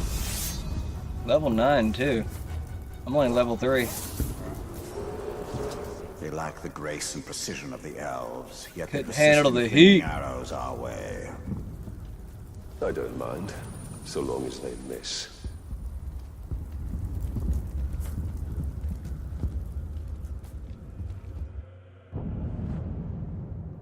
Is that our next target? Who's this guy? Already identified you? I wish there was a button. Oh, there is a button for that. Well, it says I can. Doesn't work for some reason though. Yeah, that doesn't work.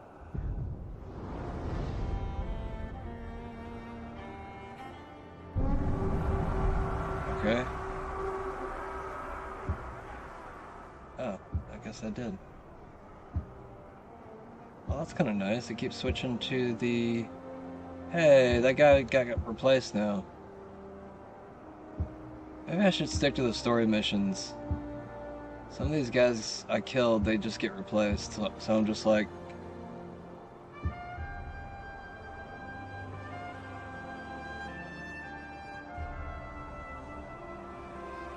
Yeah, they just like... For some reason this game, they just don't... I don't know, it's almost like they shouldn't replace all the people. I don't know. Like, is there a system to it? Like, do you have to kill the lower ranks first before you kill the higher ranks? Or do you have to kill the higher ranks first and then kill the lower ranks? I can't remember the system. Maybe I gotta look it up. I don't know. I don't know. Maybe I'll figure it out.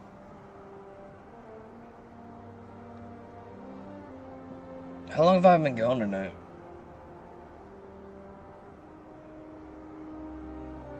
Almost 3 hours. I'm gonna play a little bit longer.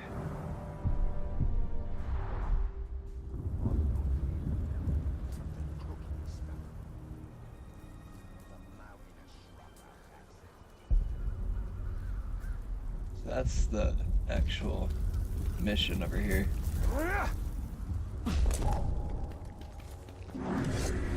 Wait.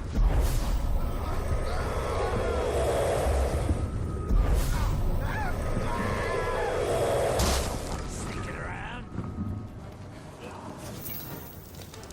I'll kill you. Just kick closer. Stop moving! Oh, that cutscene can't have gone far. Find it.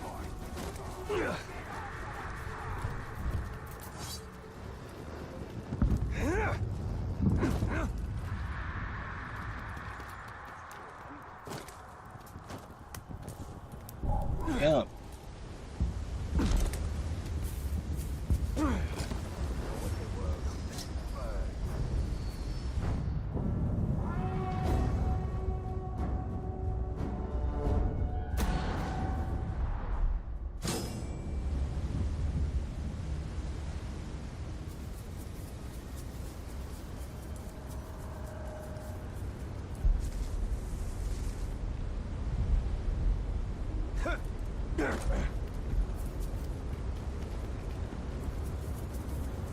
If anywhere in Mordor is safe from Sauron, it is barrows like these. Reminders that even the Dark Lord's reach extends only so far.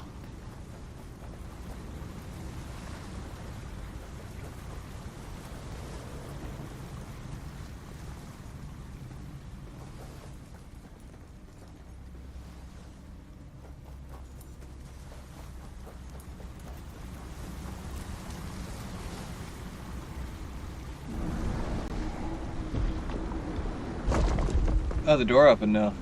Huh.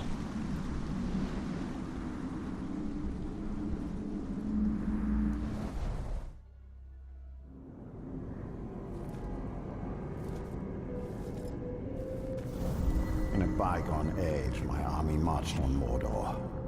We buried our honored dead in barrows like this one. Our greatest warriors are preserved here, protected by powerful magic. And we use all our arts to bring the virtues of the elves with us as we marched.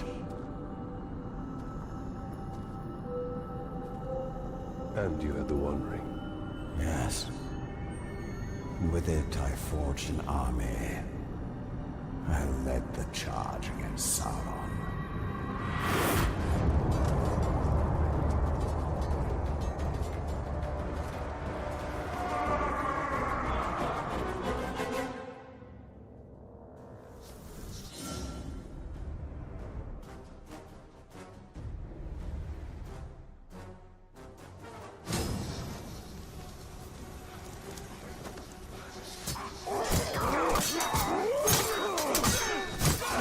Revealed the betrayal, I took up arms against him.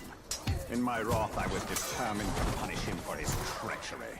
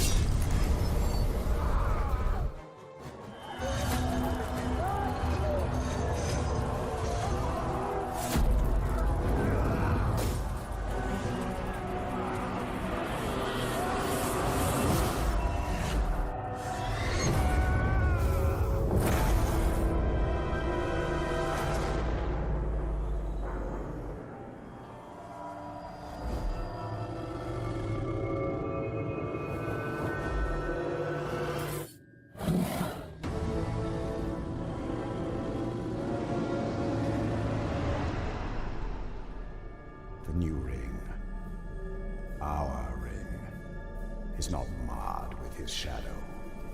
It is perfect.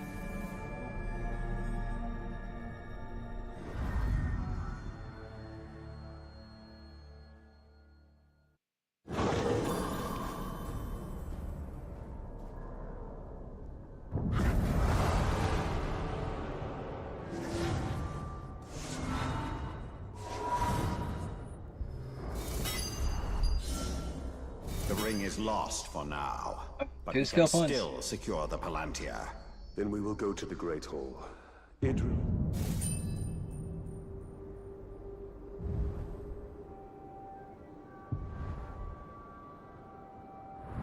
She may be able to help us.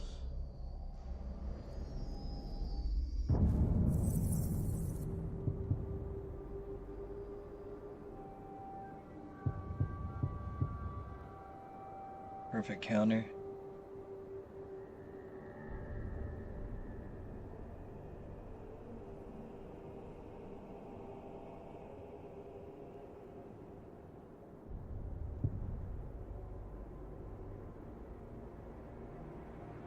I kind of want that one.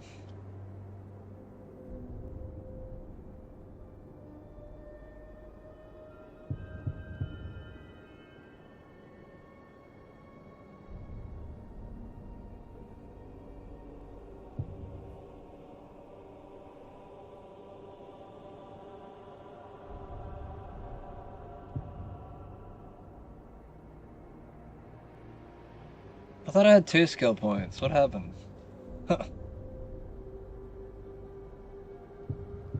Damn it. Here, I'm gonna do the counter.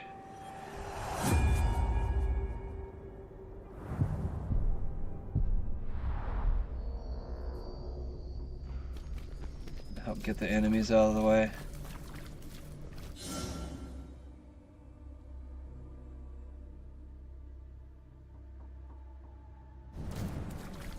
Really? Why's everything gotta be a puzzle? Gotta find everything first before I do this?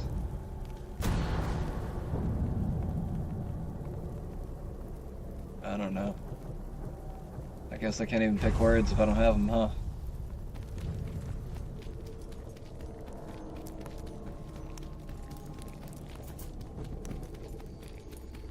What's this? Ruth? What's that? Wrong button.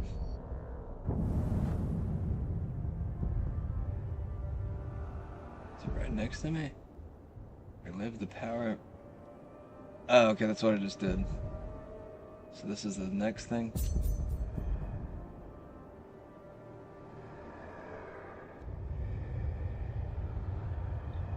So, like, I don't even have to kill these guys? Is that what you're telling me? Or is it just to, like, level up? I don't know, I'm just trying to figure out, like, this game's actually more complex than it might seem. I said that, I remember saying that last time I played this game, too. The Great Hall houses Minas Ithil's treasures. All that matters is the Palantir.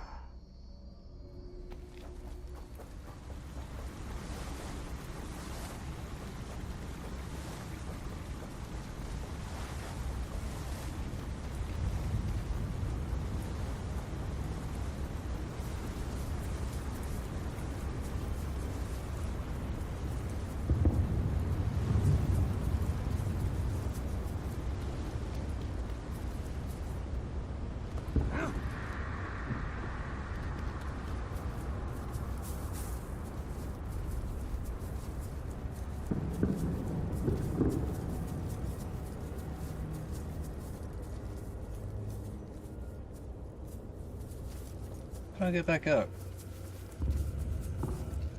I climbed that wall. Is this wall climbable?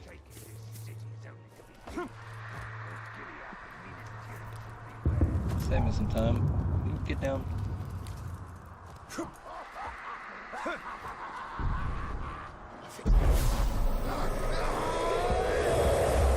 Feeling off balance!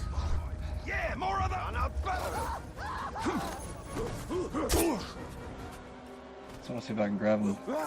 Time to rip you! It works.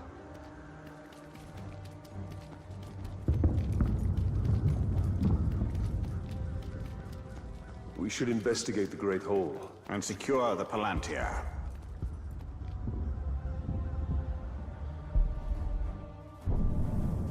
Wait, what's the Great Hall?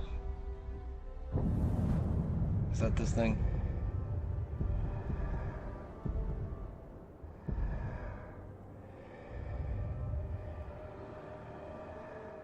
Some other stuff I gotta do.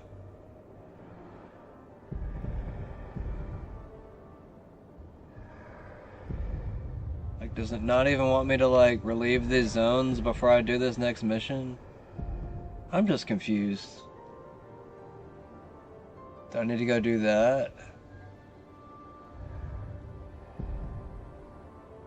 It doesn't tell me what, like, I need to do in order. I don't know. I need to watch, like, a tutorial in this game before I play next time. Like, I want to understand it. Like, usually I'm able to understand games on my own, but this one's like, I don't know, maybe it's more simple than I give it credit for. But I just want to know, like, is like half the stuff just side quest, and then what I'm doing right now is just the main mission? Because I want to be able to kill the orcs and it's like be a part of the story or something. I don't know. I don't know, man. Haven't I gotten past this wall before?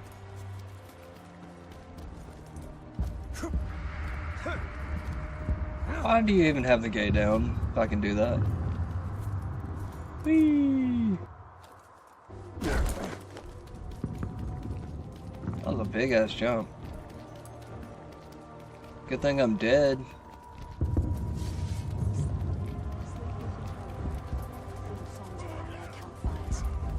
I wouldn't call what orcs do singing.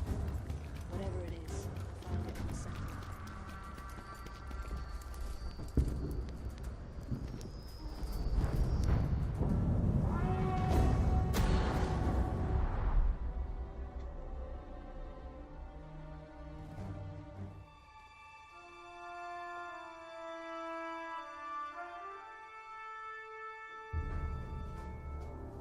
There's no time. We can only take the most valuable. We're taking everything. Idri, sacrifices must be made. We'll not sacrifice our past to fear. Oh there. Who are you? Baranor, this is the ranger I was telling you about. You spilled much blood for Minas Ithil. We don't even know your name. Talion. Gondor thanks you, Talion. But we need all warriors at the gate. Well, the Uruks seek the Palantir. They will not stop until it is theirs. Where is it? My father has hidden it. There's nothing safe, hidden or otherwise. The Uruks will tear this city apart to find it. These are desperate times. But we will not surrender, and we will not fall. We cannot.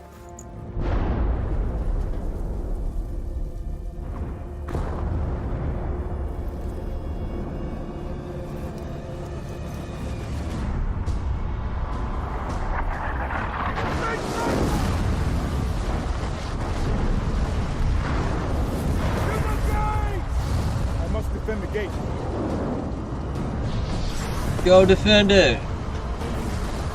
You got this.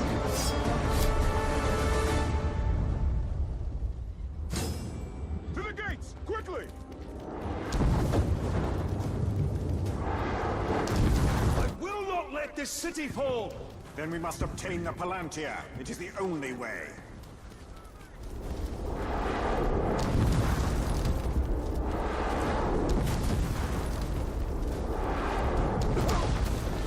I didn't even run into it. Form a skirmish line here! Do not let any of them through! I'll cover your flank. I pressed the button.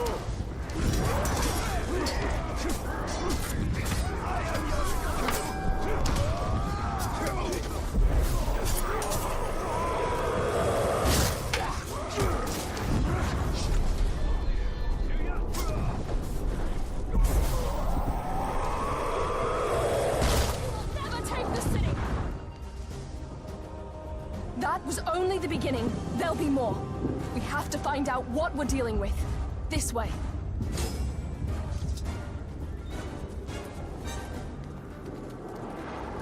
We'll be able to see the entire lower city once we get there.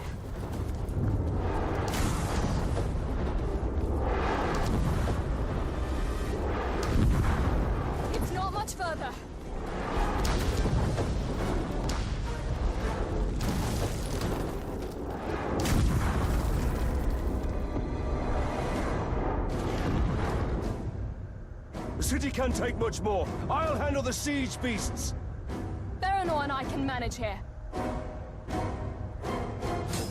Talion, we must commandeer one of the siege beasts. Well, this should prove interesting.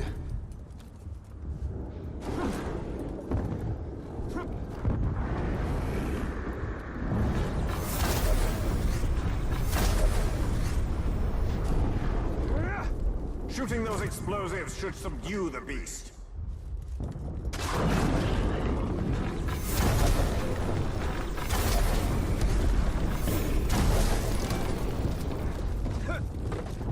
That's not what I wanted to do. I was trying to press the B button. What the hell? The B button's also the down button, apparently.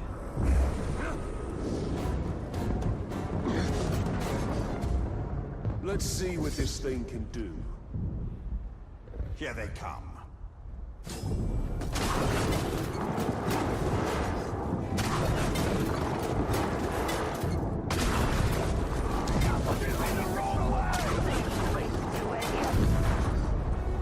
Another siege beast is in range.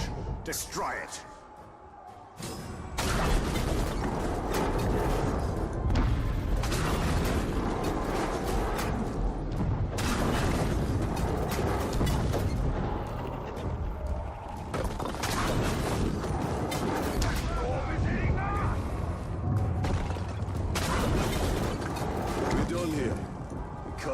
Siege beast for the enemy. Pity we can't take it with us.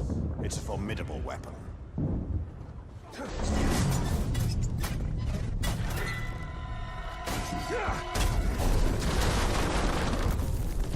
We must move quickly. This should help. Whatever's out there, I'll find it.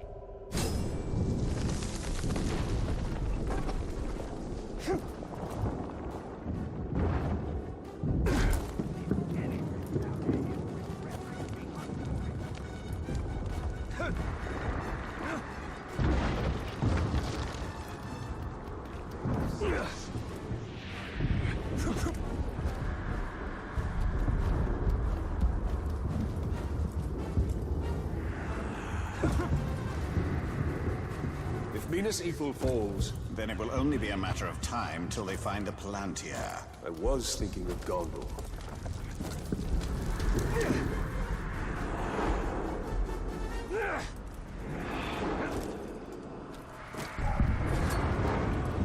I didn't make it? Really? I know what to do here.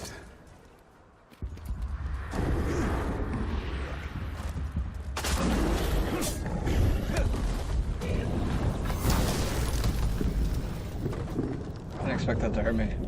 Oh shit, I don't have any arrows. Damn it. There we go.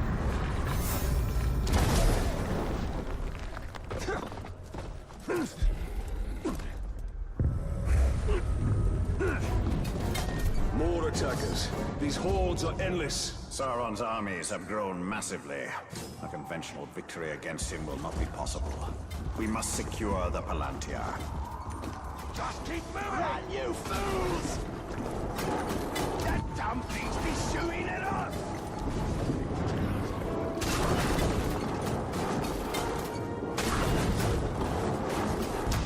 I didn't hit it.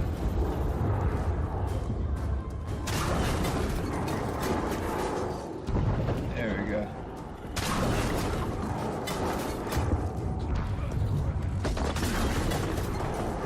The siege beast betrays us! They can do that?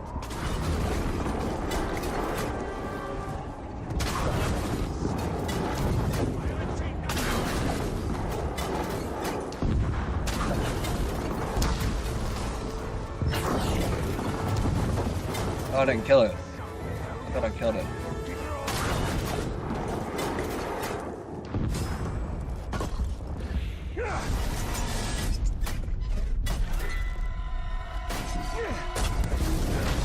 Push them back.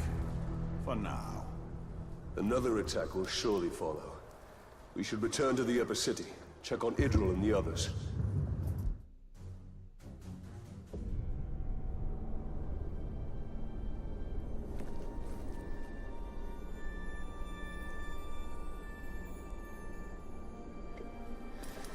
It's just not enough for them to destroy us. They wish to wipe away our history. At least they don't have the Seeing Stone. The gates are holding. These relics were my life. My father was right. We must salvage what we can and leave. You have a valuable weapon. The Seeing Stone gives you sight over your enemy. Use it. It is too dangerous. The Palantir is poison to men. None can withstand its influence. I can. Men before you have thought the same. And if I'm wrong, I will fail as they have failed. But if I'm right, we win this war.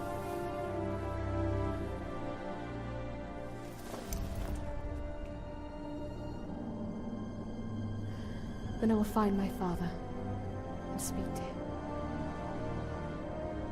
Danger Mouse. Don't worry, I see you. She will hold you to your oath, Ranger.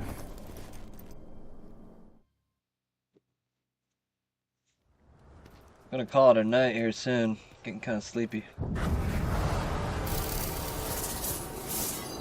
It's about that time anyways. Hope everybody liked tonight's You put video. a lot of trust in her. Please like if you do. Until then, we should... I got the Palantir.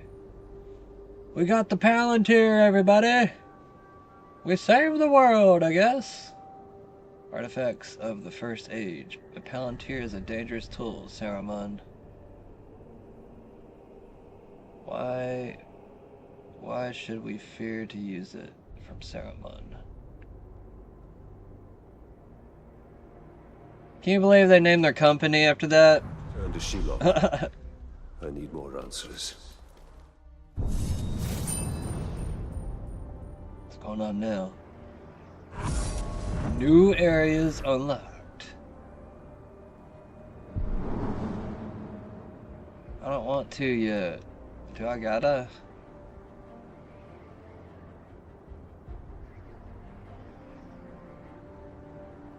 I guess I got to. Knife in the dark. But I didn't even finish the other area. I got 33% on it. I think that's what confused me last time. I was just like jumping from region to region. I'm just like, bro, I didn't even like finish half the other region. Whatever. Whatever. If that's how the game runs, then I guess you just gotta finish as much as you want to do in that area and then go to the next area. I don't know. It's just a little bit different from the first one. It's not too different. Just a little. The first one I figured out easily. This one's just, I don't know. It's just different. Anyways, I'm gonna call it a night. Y'all have a good night, everybody.